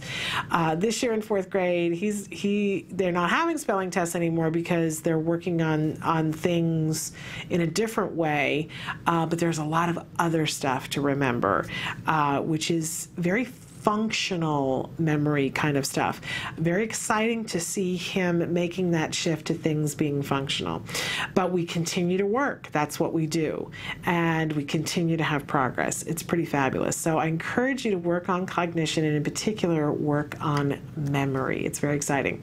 Okay, we have to take a break. And during the break, we're going to be contacting via Skype our managing director of the Center for Autism and Related Disorders, the Chicago office. Her name is Marisol, and I'm going to totally mispronounce her last name, so I'm not even going to try it before she gets on the phone with us. But especially if you're in that area of the world, you want to tune in and maybe ask some questions, because we're going to be talking about what's happening in the Midwest for autism. So stick with us.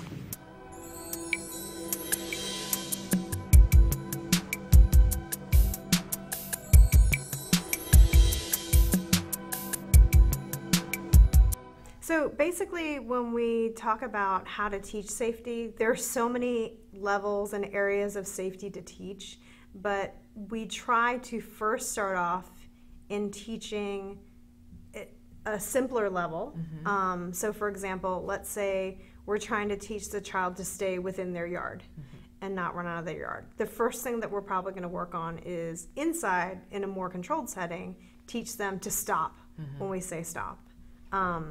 Or come when we ask them to come. And then when they're successful in the structured, non-distracting environment, then we're going to take them outside to the front yard and teach them, okay, when I say stop, you're supposed to stop. Stop.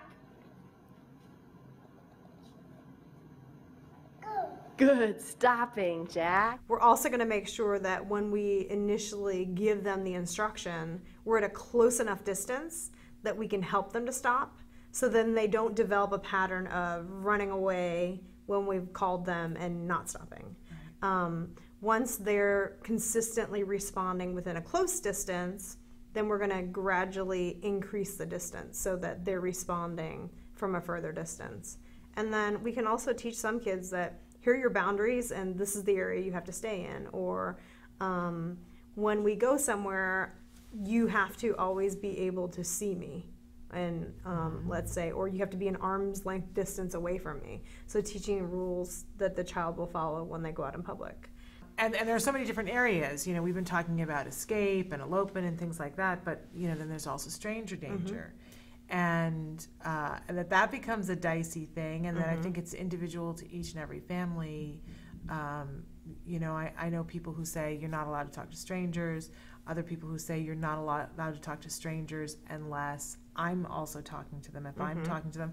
And then, of course, you know, we have to be careful about teaching them which strangers, because if they're lost, obviously we don't want the kid who's hiding in the bush as the policeman goes by, you know, somebody, how to recognize who in the community. So there are so many different lessons that I can think of that a child has to be taught in order to fully be able to generalize 100% of the time how to behave within a circumstance. And we go piece by piece then. So for example, with stranger awareness, we could possibly teach it through photographs first and say, you know, is this person a stranger? How do you know that they're a stranger?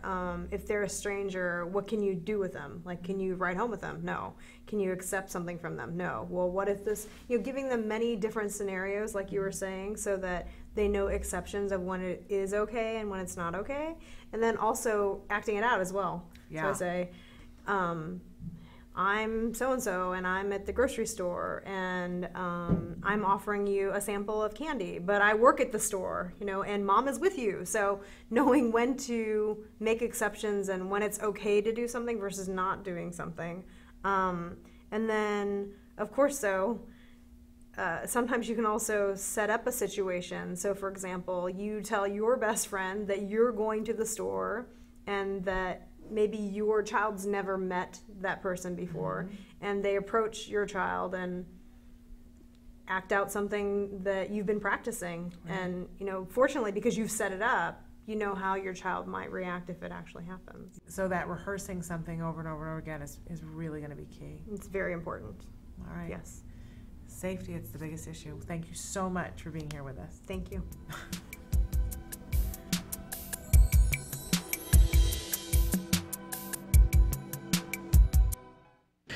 Welcome back to Autism Live. I'm so excited because we have joining us via Skype Marisol from the Chicago office for the Center for Autism and Related Disorders. Now, Marisol, I want you, are you there with us? Yes, I'm here. I want you to tell us your last name because I didn't want to mangle it. How do you say your last name? My last name is Remoquillo. It's a beautiful last name, and I knew it was something gorgeous, and I didn't want to blow it. But thank you so much for taking the time to be with us today. We're so excited to have an opportunity to talk to you. And I want to start by asking you to tell us a little bit about the Chicago office and what you do there. Well, the Chicago office started about 5 years ago. We've opened up our physical location here that long ago, and we started in a really, really small office, kitty corner to where we are now. And over the years, we've been able to expand both our client and our therapist space, and now we're in a good size office. There's about 28 employees here, and we service the Chicagoland area. And and you are the business director, you're the managing director. What is your title there? I'm the operations manager. Operations manager, wonderful. And so I have spent a little bit of time in Chicago. There are a lot of little pockets and areas. Are you the greater Chicago area? How far out do you give services? Well, our office itself is in Oak Park, which is about a 15-minute drive from downtown Chicago on a good day. Yeah. Traffic out here is always a little bit crazy. But we service a 30-mile radius of our office here in Oak Park. And then we offer services up to 45 miles, subject to like a mileage fee. Okay. All right. So if you're anywhere in that, because that covers quite a wide range in the Chicago area, that's pretty impressive. And what kinds of services do you guys do? You do ABA? Yes, we do ABA in the home and school setting. It's one-on-one. Usually it takes place in the client's home. But we do have relationships with school districts out here where we've been able to get into the schools. Great. And then we also work with a lot of parents on parent training modules. So although they're not receiving, the traditional one-on-one services for their children, they're learning how to be able to implement our programs with their children at home. Okay. And do you guys, I know you mentioned the 45-mile radius. Do you guys do any workshop out of your office as well? We used to. There hasn't been a lot of demand for a workshop in our area as of recently. Okay. And for those of you who are watching who don't know, there's one model where you are part of a card office and you're getting ABA and they train your staff and they make your schedule for you. people who live further out, sometimes they need the workshop model where they're going to have their own staff, but they need somebody to supervise and help train the staff. So that's what we're talking about with workshop model. And that is available throughout the world from the Center for Autism and Related Disorders. We were talking about Sue Cho earlier and how she travels around the world. Sue's an amazing person. But Marisol, I want to know, autism, it seems to me, it should be the same wherever it is in the world, but it's not. There are different challenges that face people in different areas of the world. What are some of the challenges that you see your clients facing in Chicago? Well, just the most predominant challenge is the schedules. The Chicagoland area is very, very high, fast-paced. Yeah. A lot of our families have, more than one child. So trying to manage intensive behavioral therapies with their schedules, with their other children, managing to have them be at home, have them be at school, drop them off for clinics and all of that sort of thing. You need to really be a master scheduler to get everything in order. Yeah, I think that's absolutely the truth. And I think that probably goes anywhere in the world. We all feel the bite of, I got to be here at OT. I got to be back at home for the therapist. I got to get my other child to school for this, that, or the other thing. It can be a pretty intensive thing, but it's worth it. And just to piggyback off of what you said, yes, they do get PT, OT, speech, and they're getting them from all different providers. Yeah. And Chicago is very, very spread out. Yeah. It takes, I touched on traffic earlier and how much of a headache it is. It takes anywhere from 45 minutes to 2 hours fighting traffic to get anywhere that you need to be. So. Okay, so a very real issue for you guys there. I want to know, Marisol, what is the funding structured like there? Do you guys have insurance reform in the state of Illinois? Yes, we do. Illinois mandate states that policies must cover up to $36,000, and I believe it has increased to $38,000 as of recently. The only exceptions to, the only providers who are exempt from that are the self-insured or the government-insured programs. And then further to that, if it's not an individual or small group policy, then there is no cap. So those two things combined have been very beneficial for our families. I think 95% of our client base utilize the insurance that's available. And I think that's so important for families to hear, because for so long this was such a mountain to climb. You had, you could hear about ABA and you knew that there were benefits to it, but if you didn't have the funding, it felt like to a lot of parents as if it might as well not be available because it was so expensive they couldn't afford it. And so much has changed in the last few years, and what I'm hearing from parents is that a lot of people are assuming it's just too difficult to negotiate and navigate the insurance, but you're telling us that around 95% of your clients, that's the way that they're paying for their ABA. Is that what you said? Absolutely. And it was, it was a journey to get to where we are now, especially when ABA was kind of like a new thing in the whole providership arena. A lot of people that we talked to didn't have any idea of what we were asking about when we were trying to verify funding for ABA.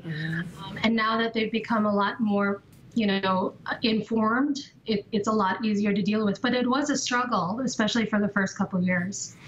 Yeah, and here in the state of California where we are, we just had our insurance funding kick in, and it's quite a transition period, and there's a lot of misconceptions and people who, everybody's trying to get the information out and get people hooked up as quickly as possible, but we all planned for it to be a little bit bumpy. So I love hearing that it's gotten better for you guys over the years.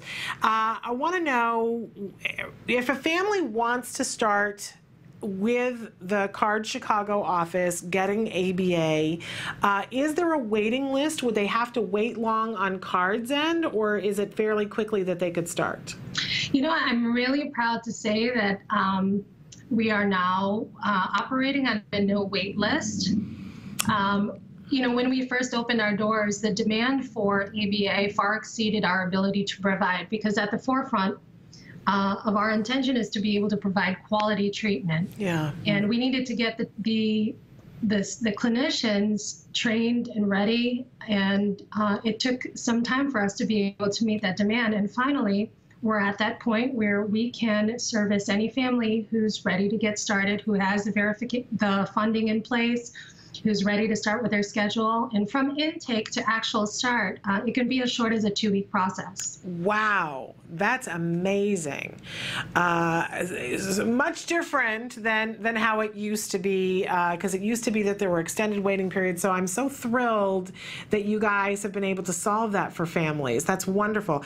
I want to take a little bit of a break, Marisol. We're going to show some information, and I want to come back and talk to you. We've got somebody who wrote in a comment that I'd like to get your take on. So stick with us, everybody. We're going to be back more with Marisol from the Chicago office after these messages. I am Karen Driscoll. I'm a Marine Corps wife and mother of 3. My oldest son has autism. The strains on our typical military families are extraordinary. You add on the challenges of autism, access to care issues, and at times having to pay for effective treatments, and these families are pushed to the brink. We've lived in 5 different homes. That means 5 different medical communities, 5 different school districts, and 5 different state-run programs. The biggest challenge I face as a mother is going from bottom of wait list to bottom of wait list, never getting access to the effective services our children require. I feel like I'm constantly fighting for these services. We are working on a bill in Congress called the Caring for Military Kids with Autism Act that works to true up these policy deficits. You ask any service member overseas today, what can we do for you? They will always answer, please take care of my family at home. Visit autismspeaks.org. Welcome back to Autism Live. I'm Shannon Penrod. We had a comment that was written a little earlier. We were talking about autism and about some of the research that has been done on ABA therapy and how effective it can be and how important. We talk about early intervention all the time, and I know that it's that double-edged sword for a lot of us, right? That if you were fortunate enough to get the right information to get your child in and start ABA when they were 2 or 3 or even 4, it sort of feels like, wow, how did that happen? For a lot of us, we feel like, oh, that's amazing because we really were pushed and directed by people who had been there and done that. And there are just as many, if not more, people who didn't get that information at the right time or got bad information. I lost 6 months of ABA therapy myself because the person who diagnosed my son, when I asked her, she was a developmental pediatrician, when I asked her about ABA, she said, oh, promise me you will not do that with this child. It'll turn him into a robot. And I was appalled and offended and said, well, of course, I'm not going to do ABA therapy. And I lost 6 months. And it was only because I got lucky that it was only 6 months that I lost because of that. Because then I met a family who said, oh, no, come to our house and see what this looks like. And when I did and I saw their child, I went, oh, I'm going to believe them and not the developmental pediatrician because this child is not a robot. Always continue to be grateful to that family for setting me on that path because I certainly could have been somebody who waited and waited and waited. But I especially, and I want Marisol to weigh in on this, how important it is to recognize that early means right now, that it doesn't necessarily, if we can catch a child at 3 or 4, that's wonderful. But when we talk about the window, it is never too late to be doing ABA, that we have people in their 50s doing ABA, people in their 70s doing ABA. So having said that, Marisol, I'd love to read this question that this comment that somebody sent in and have your response to it.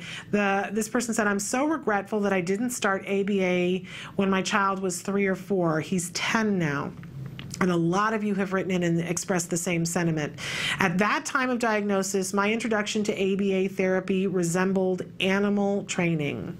I wonder how much further ahead he would be had I not had that opinion.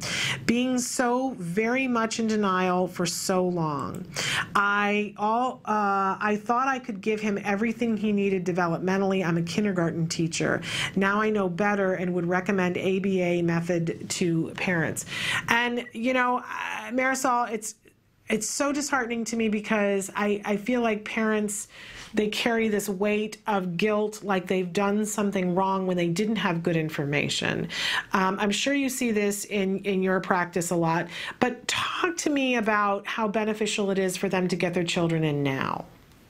I mean, obviously the ideal situation would be to catch those kids newly diagnosed, 2, 3, 4 years old. Yeah. Unfortunately, there's no way for us to determine where that child would be had they been placed in an ABA program. Yeah.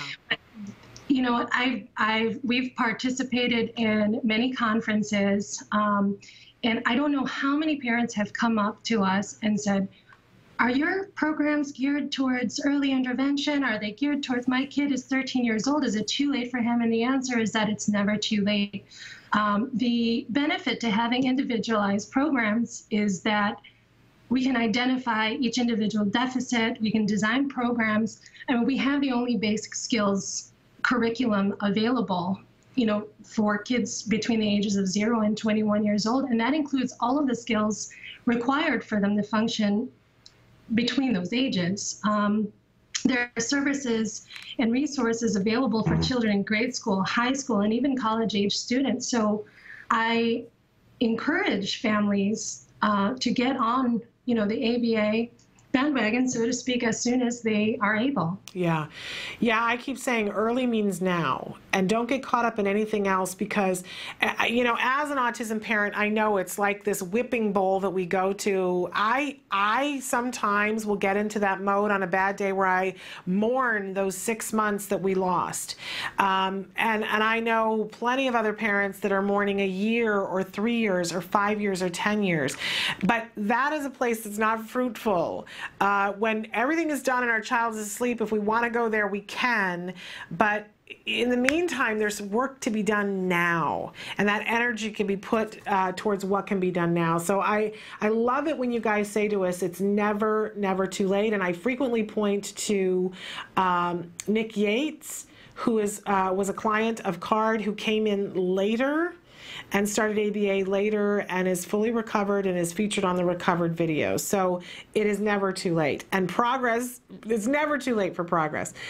So thank you, Marisol, for adding to that discussion. I want to know, because if we've got families that are watching and they are unfamiliar with the CARD office in Chicago and are now thinking, okay, well, I didn't know this was here, what would they need to do to get in touch with your office? Do they call the 800 number? What's the best way for them to get started with your office? Well, we've been managing incoming calls 2 ways. They can either contact the 800 number and speak with Amy. Mm-hmm. If they know a family that has been receiving services, they can always call and talk to me. Or if they just have a question that they'd like to shoot our way, they can call us directly here in the Chicago office. Okay. And, you know, I always like to remind everybody, www.Center for Autism is going to key you in with every office that there is to see what's closest to you. It'll key you into the 800 number. And we should have Amy Fuentes on at some point. She's an incredible young woman. And she is the person that your first contact, usually when you call that 800 number. She is wonderful to work with. Isn't she? You know, she actually worked with my son. She was one of our senior therapists for a while with our son. So I had Amy in my home, and she is a delight. Absolutely would trust her with my life, and I don't say that about many people. And more importantly, I'd trust her with my son's life. So there we go. That's the highest compliment there is from me. Okay, so in terms of talking about the Chicago office, what's really, because there are all these offices, these Center for Autism and Related Disorders offices, what's really unique about the Chicago office? I think the employee culture here is very, very unique. I haven't had a chance to, though I would like to visit the other offices. But our staff here is, I mean, we're really, really family oriented. The teamwork here is very, very strong. And our retention rate is very, very strong. So when therapists come to work for CARD, they know that they can establish a career here. They're welcomed into the CARD family, and they, even our supervisors have started from level 1 as a junior therapist back in the day when they started with CARD. So we bring a lot of experience and a lot of caring to the table. Well, I love that. And it's always very interesting to me as I meet people from different offices. You all do have your own little culture that tends to go with wherever in the world that you are. And different, the New York office has a lot of people who are actors, so they have talent shows and things like that. So it's always very interesting to me, the different cultures of but very family-oriented in Chicago, which I love that. And a lot of times you have different events coming up in different offices. Do you guys have anything that's coming up that you'd like to tell our viewers about? Nothing, unfortunately, nothing within the upcoming months, but we're working on establishing a few social groups, social skills groups come like November, December, and hopefully we'll be able to roll out Santa's workshop and implement social groups into that in December. Okay, absolutely wonderful. And Marisol, I never like to let anybody get off the phone without telling me, because this is something that's always interesting to me. How did you get involved in the field of ABA and autism? Were you a little 10-year-old girl who said, boy, I can't wait to work in the field of autism? Or how did this happen? Well, it's kind of a long story. I'll try to make it really short. My dad always wanted me to get into the medical profession in some capacity. And unfortunately, my brain is not geared that way. I have a business background. And I went to school for business. And when the job posting came out to work for the Center for Autism, I thought of my 3 cousins who are severely affected by autism and how much I wanted to help that community, and everything kind of just fell into place. So I've been here for 2 years now, come in September. Wonderful. Well, that wasn't a long story at all. I think that's incredible. I'm always fascinated because everybody that I meet at the Center for Autism and Related Disorders over all the years that we've been, my son started therapy 6-7 years ago with CARD. And all the people that I meet, it's fascinating how passionate you all are about helping our kids. I get excited about it because I know what it was like in my home, and I know what it's like in other people's homes. But for those of you, and it makes sense if you've got family members that are affected, that's part of where your passion comes. But I know I've heard such wonderful things about the things that happen in your office, and I can tell that a lot of it comes from how passionate you are about helping our kids. So I thank you for that. And, and it sounds like you've got a phone call. I know you got to go. But I also want to put it out there, are you guys hiring therapists anytime soon? We are always hiring qualified individuals to join the CARD Chicago family. Okay. Absolutely. So, for the families that are out there, I want to encourage you to get in touch either through the 1-800 number or directly to the CARD office. If you are in need of ABA in the Chicago area, I can tell you that nobody does it better than CARD. And that comes from me as a mom. And so you have an office there. You are so lucky that you have this opportunity. Get in touch with them. And if you know some young people who you think would be well suited to being therapists, refer them over and start them on a career path that will be exciting and thrilling and help many. Marisol, thank you so much for taking the time to be with us, and we wish you all well there in Chicago. Are they thinking that you're going to get any of the Isaac storm, the tail end? I honestly haven't been paying attention to any of the weather forecasts because they're never accurate. Yeah, it seems like it's shifted a lot. Most of my family lives in the Midwest, and so I'm just wondering if you guys are going to get some rain, but hopefully not too much. Hopefully not. Okay. Although I hear you got a bit of a drought. Maybe you could use a little. In any case, I digress greatly. But Marisol, thank you so much for taking the time to be with us, and we'll look forward to talking to you in the future. Thank you for having me. I really enjoyed being on today. All right. Take care. Bye-bye. You too. Bye-bye. So again, we hear from the Chicago office, and from time to time we're going to be dropping in different places, sometimes with the Center for Autism and Related Disorders and sometimes with other facilities and providers, to let you know that wherever you are in the world, there are people that are working with children on all kinds of issues, working using ABA tools, but there are also specialists we've got some upcoming stuff about food issues and sleep issues and problem behavior. So we're trying to put a face on it for everybody around the world. If you are in a place in the world and you've got a provider that you think is doing an exceptional job, a superlative job, and you'd like to let others know about it, please write in and tell us, and we'll be in contact with them to have them on the show. All right, we're going to be back after these messages, so stick with us.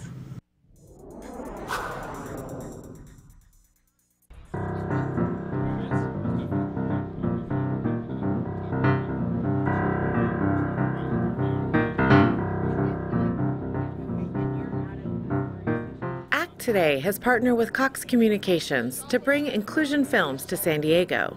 Led by Joey Travolta, Inclusion Films teaches filmmaking to developmentally disabled children. It's a practical film camp where we take them through the process of making a film, and each group, we split them into 3 groups, and they're each responsible for making a short film together as a group. How many people like animation in this group? This is a wonderful opportunity for children to build their self-confidence, to develop new friendships, and it's also an opportunity for their siblings to come and to enjoy the company of other peers in this really wonderful, fun setting. Okay, so you know what time it is?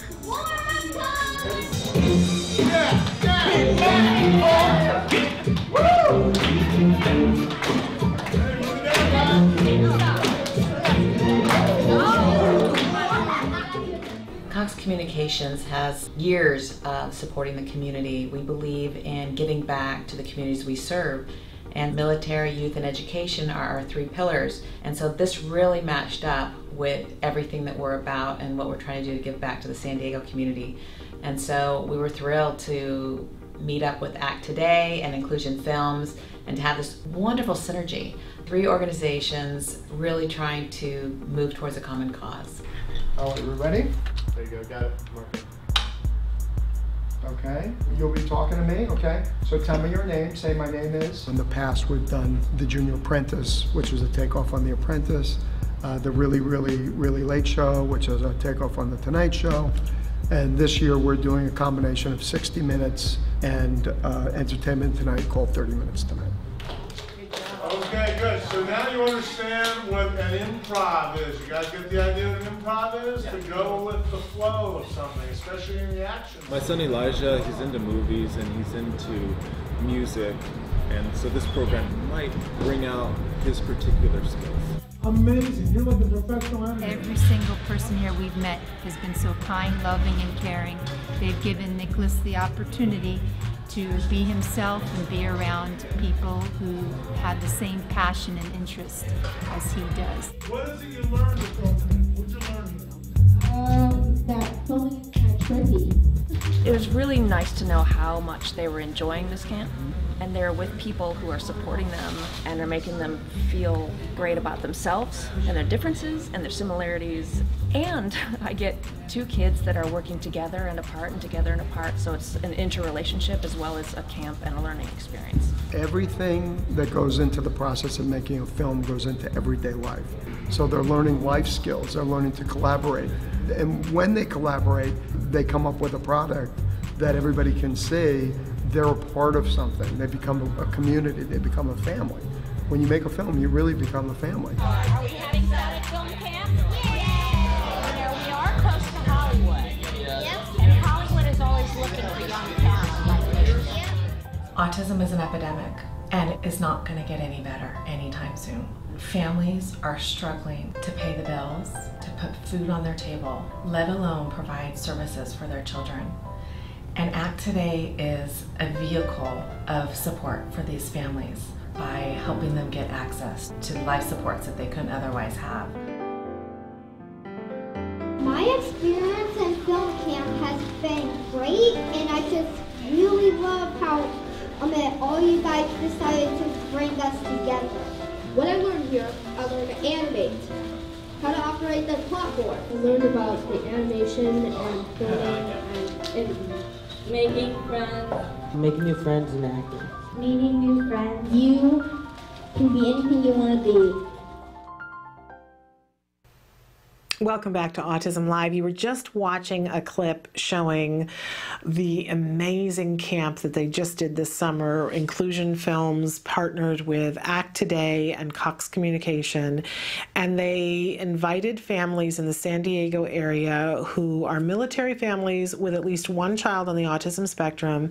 It was completely free for the families to have their child, not only their child on the autism spectrum participate, but to have their neurotypical siblings participate as well, which is so important. Inclusion Films works on this premise that they take a group of kids, and it truly is inclusion, where a percentage of the kids are on the autism spectrum and a percentage of them are not. They're neurotypically developing, and they get the kids together for a period of time. I believe this was 2 weeks that they did with Joey Travolta, who is he's the real deal. Can I just say, we had the opportunity, you can watch that interview, and I say to him, oh my gosh, you're the real deal, aren't you? What an amazing, amazing gentleman, and the work that he does with these kids is life-changing for everybody. You can just be in the room and have your life changed. It's amazing. And they had the opportunity to work with the kids on a wide variety. In just a couple of weeks, we'll be bringing you coverage of the San Diego Film Festival, where at least one of the films that they made at the camp is going to be featured, which is really pretty amazing. I'm hoping to get an opportunity to come down with my child to see these children walk the red carpet and go to this film festival. It's just amazing. But one of the things the reason why I really want to take a second and talk about it is because two of the dads that were at the Golf Charity Classic yesterday that we were at, which is the reason why we didn't have the show, they were gentlemen in the Navy, active military, active Navy, and their children attended this camp.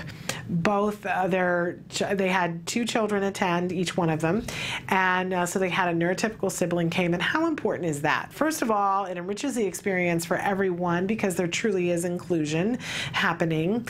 And how often do we hear from families that it's difficult with the child who's on the spectrum, but there is a burden for the child who is not on the spectrum, that they're frequently left out of things and everything seems to be for the one child, and how amazing to give all the kids this opportunity.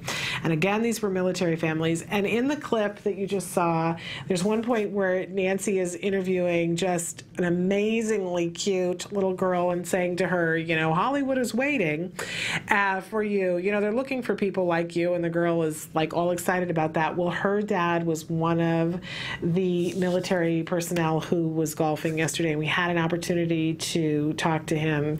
And he said, both the dads said, you have no idea.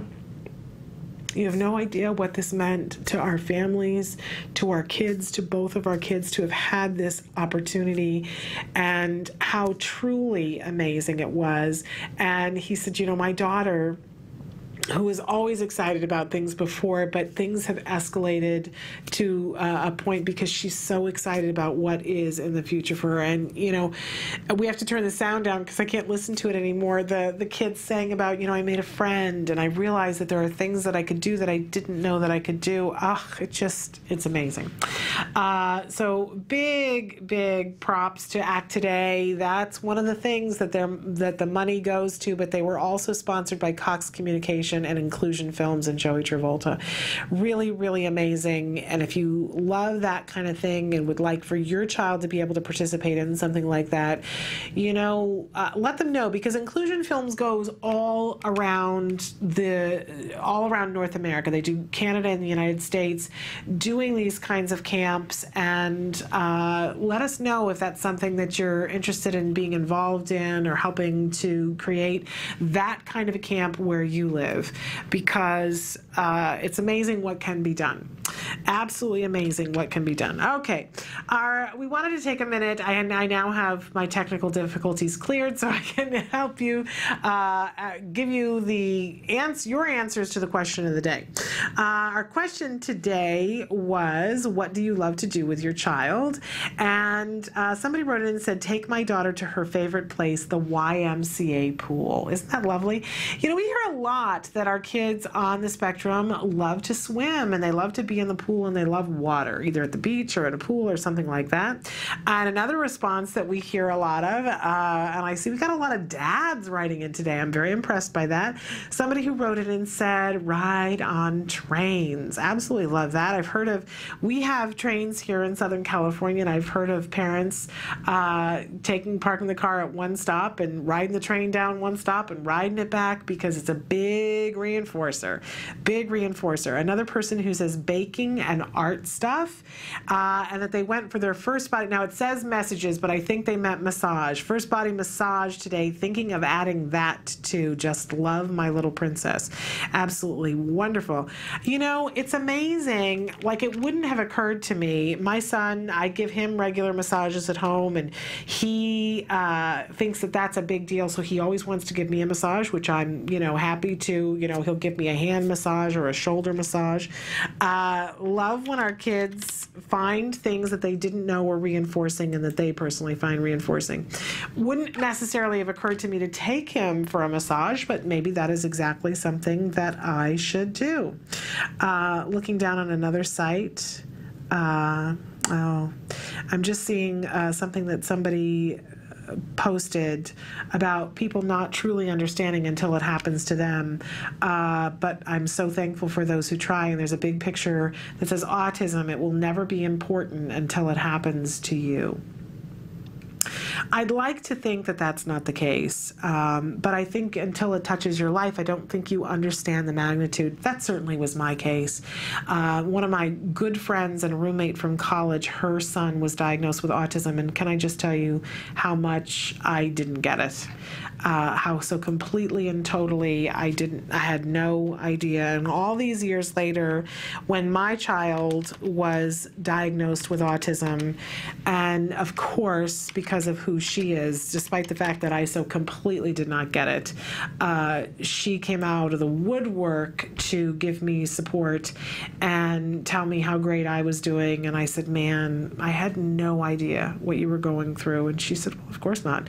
How could you possibly have known? And reminded me that I was going to need to be patient with people. Okay, somebody else who said, what's your favorite thing to do with your child? Somebody says, I love to tickle her and hear her laughing. Absolutely loves that. I think that one of the greatest sounds on the face of the earth is my child laughing. We love to watch America's Funniest Home Videos with him. And you know what else we've been watching?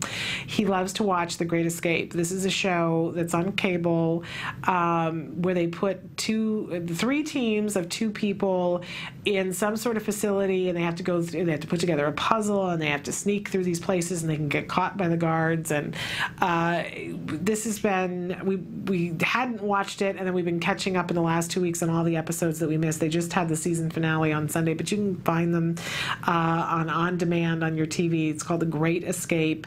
And my son, every time somebody gets caught and gets sent back to the front, he giggles like it is the greatest thing on the face of the earth. So we're loving watching that with him. And he's been asking for that. We say, what do you want to work for? And he's like, I want to watch The Great Escape. I want all of us to sit down and watch The Great Escape. So very interesting, and about perseverance and about problem solving. Very, very interesting. We've all been getting into it.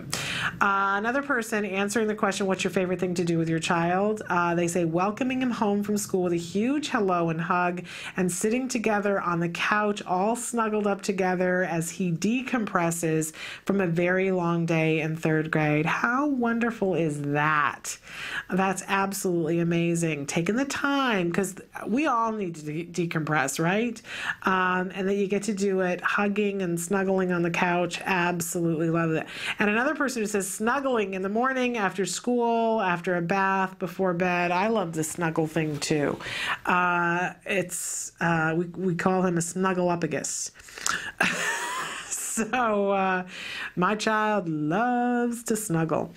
Wonderful. And by the way, I think it's, yes, on the Autism Live site, Emily is so good, our technical director. She already has up on the Autism Live site a link to Robert Thornton and the Paper Clouds apparel if you want to go to his Kickstarter.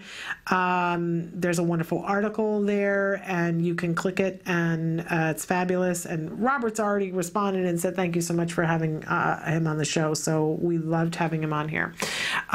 So check that out. That is also on the website. Okay, we're going to take a break, and we're going to be back in just a couple of minutes. So stick with us.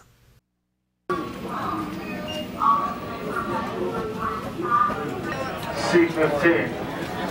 Flying Taxi San Francisco events.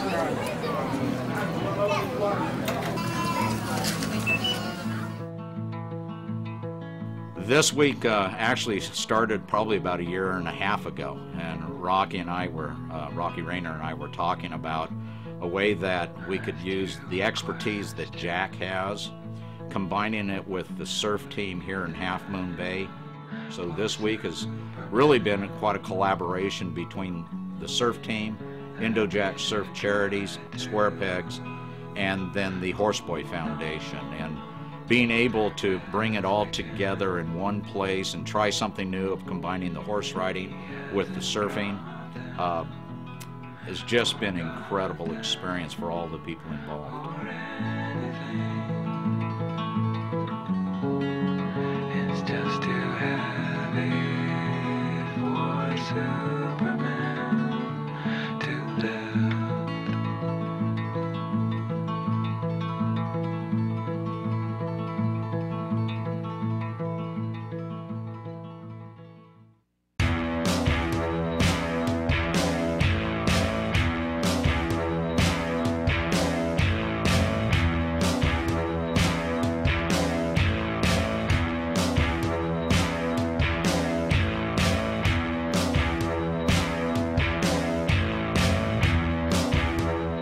We are in Half Moon Bay, California, and we're putting on a charity surf camp in conjunction with the Half Moon Bay Surf Club, with the Square Peg Foundation and the Horseboy, putting together kind of a new program using horses and surfing to connect with special needs kids, namely autism. And so Indo-Jack Surf Charities came out here to sort of run the surf portion of the program and to train the Half Moon Bay Surf Club to do this in the future on their own. To see the autistic program come here to Half Moon Bay and to get these kids in the water and to get the surf club involved was just an amazing vibe at the beach. I was so surprised we were able to get them all into wetsuits. That was just amazing, because that was the thing I thought we were going to have the most difficulty with. And then when they got in the wetsuits and they got on the water, it was easy. They just all wanted to surf. So I'm Rupert Isaacson. I'm the founder and director of the Horseboy Foundation. And I work with autistic people and horses. We're doing our first horse and surf camp today. Over the next couple of days, and this is the first time I've ever gone surfing in my life, but I can really see why people have been using surfing as a therapy for autism. It's very, very, very similar to the effect of the horse. You've got this giant movement underneath you, you've got the magic of the living thing, either the horse or the ocean, you've got the sense of adventure, you have to get over a certain slight fear and discomfort, which then of course boosts your self-confidence. And I've been watching kids out there today who are struggling verbally, who are struggling sensorily. I can see that all the sensory stuff calms down because the movement of the ocean is very similar to the horse. And I've been seeing kids that are barely verbal using complex language, really their intellect really coming to the fore, and all that white noise in the head and all that physical discomfort that a lot of them go through neurologically is being calmed down by the ocean in a very similar way to the way you find it with the horse. I totally see the benefits for kids. I'm an autism dad. My son had an amazing experience out there. He even had a wipeout and had a bad reaction, had to get over it and find his courage again and go out, and he did, and he feels fantastic about it. When you wake up the autistic kids, you think they can't do anything, but they were having loads of fun.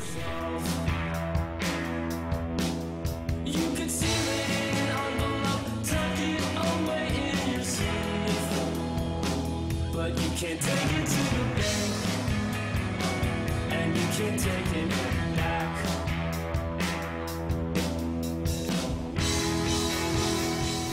Using surfing on the surface with kids with physical and mental challenges might seem a little lightweight.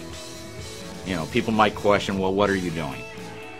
You're not curing anything, you're not fixing anything. But what I've learned, and what you'll all learn as you view this, is that there's an element of surfing that helps a child realize that getting knocked down, they can get back up. There's one email that came in this week, the day after we finished, and this was the best day of his life. And if that was all we gave them to give one child the best day of their life, that's worth it.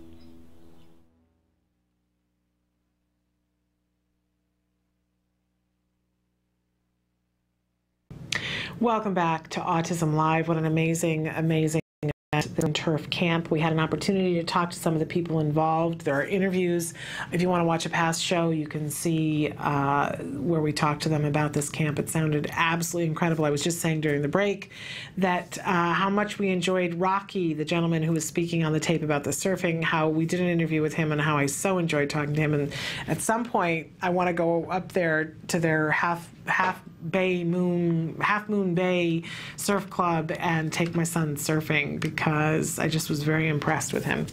And my son did have the opportunity to surf at one point for an autism event, and it was kind of amazing. I thought I was going to have a nervous breakdown.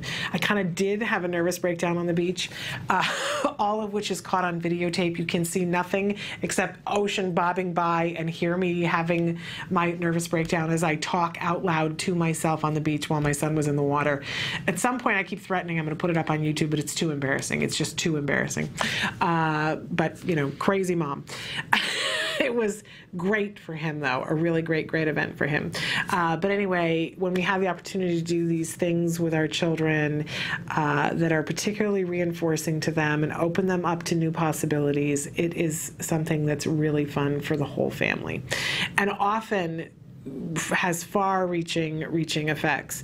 I have to go back to talk a little bit, because our entire topic this entire week is managing stress.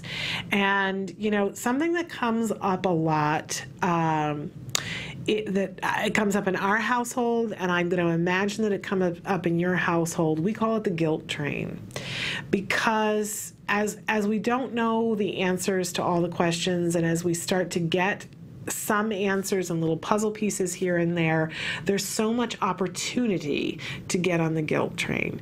And please know that I have ridden on the guilt train. So I am, you know, there are just some days when I am right there on the guilt train. But I'm really fortunate that I have friends and family who will buy me a ticket off of that train. And I want to encourage you to buy yourself a ticket. I'll help you get off the guilt train, because look, there's ample opportunity to be on it. We're going to be talking about tomorrow during Let's Talk Autism with Shannon and Nancy that a couple of new articles came out in the New York Times, right? One of them, there have been a lot of studies lately linking autism with older dads. There's another new article, and we are going to talk about it tomorrow, Nancy and I. And I remember having read the book, A Real Boy. We've had Christina Adams, who's the author of that book, on the show. And that book was the pivotal book for me in getting ABA started, because I mentioned earlier the family who said, oh, no, you need to be doing ABA. Here's this book. I want you to go home and read it. And it was about a family's journey starting ABA with the Center for Autism and Related Disorders. And it really... It was a game changer, changed everything. And one of the things that Christina talks about in the book, she details some of the things that happened in her marriage, which has subsequently ended that marriage. She's remarried very happily now. But that there was a discussion early on that my husband and I sat and read together, because I said to him, you got to read this, because I think this is part of what's happening with us, that they were talking about just, you know, the couple sitting around talking and saying, well, what do you think causes autism? And of course, nobody knows, right? But they were having this discussion, and the mom was saying, Christina Adams was saying, well, you know, I worry about this, and could it have been this? And, you know, I have fillings in my teeth, and could that have had something to do with, and at one point, you know, so she spilled her guts and said, I worry that it could have been something that I did, or something that I ate, or something that I walked by, or, you know, the fillings, all these things that I worry about in the late hours of the night that nobody has any conclusive answers about, right? And she turns and says to her husband, and what about you? And he goes, yeah, I think it could be all those things that you did too.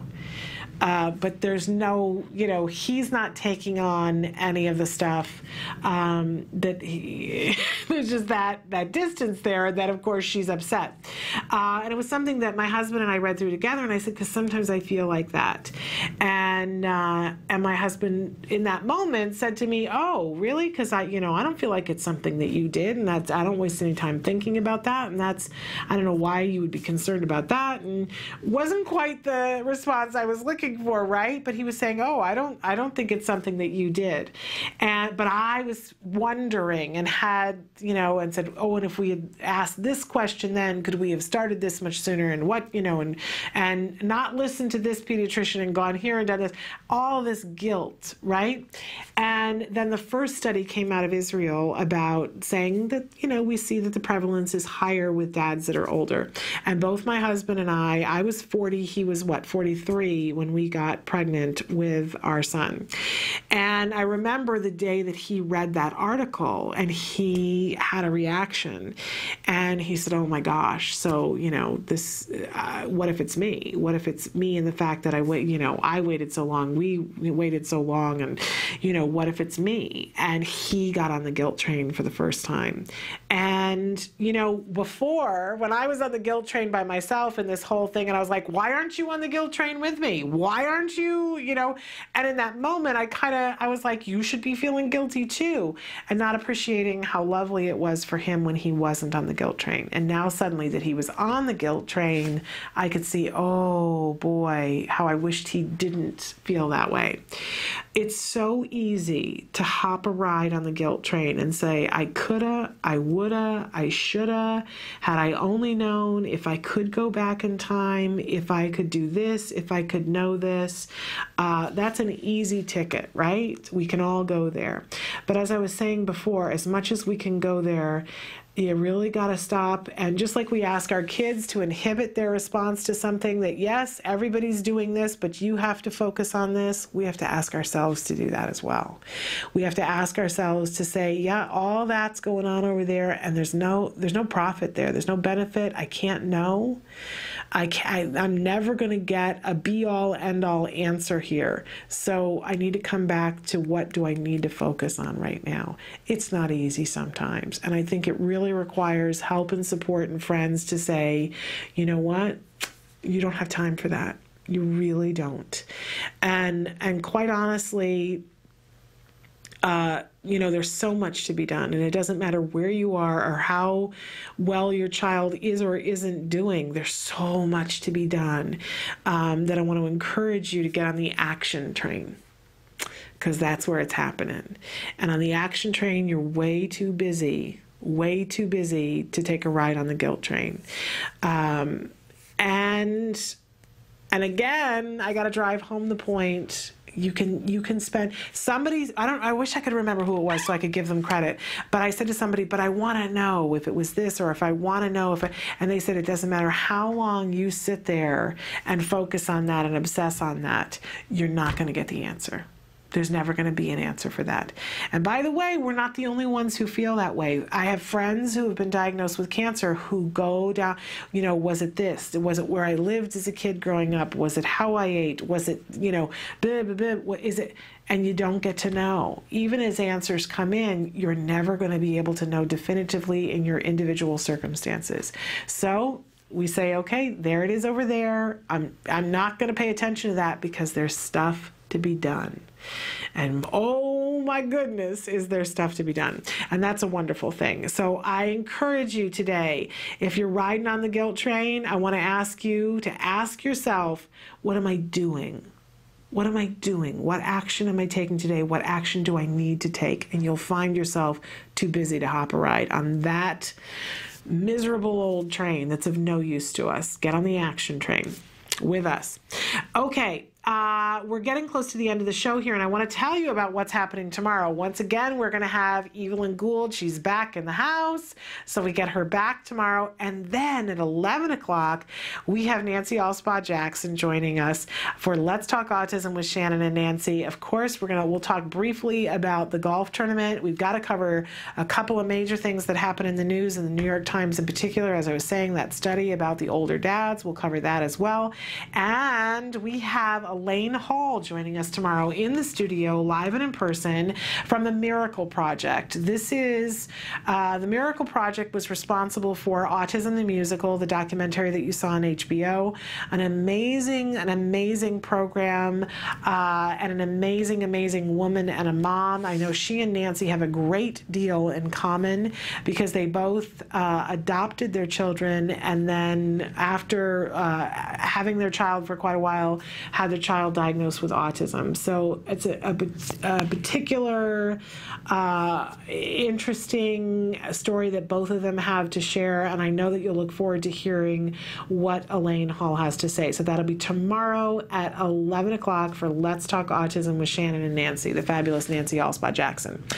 All right, as we leave you today, the show ends, but the conversation continues forever and ever, on, and there are lots of ways to get in touch with us. We so appreciate when you guys communicate, ask questions, give us your comments. We all grow from it, right? Because either we've been there or we're going there, or we know somebody who's been there or going there. So please take advantage. Emily's going to cycle through some of the ways you can get a hold of us. You can email us, you can phone us, you can Skype us. We did two, count them, 2 Skype interviews today.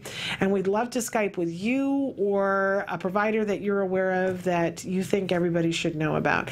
But again, you can phone in with us. You can also always chat with us on Facebook. We're trying, if you have something that you would like for us to feature on Facebook, would you let me know? Because we want to be doing more of that and letting people know about what you have going on Facebook.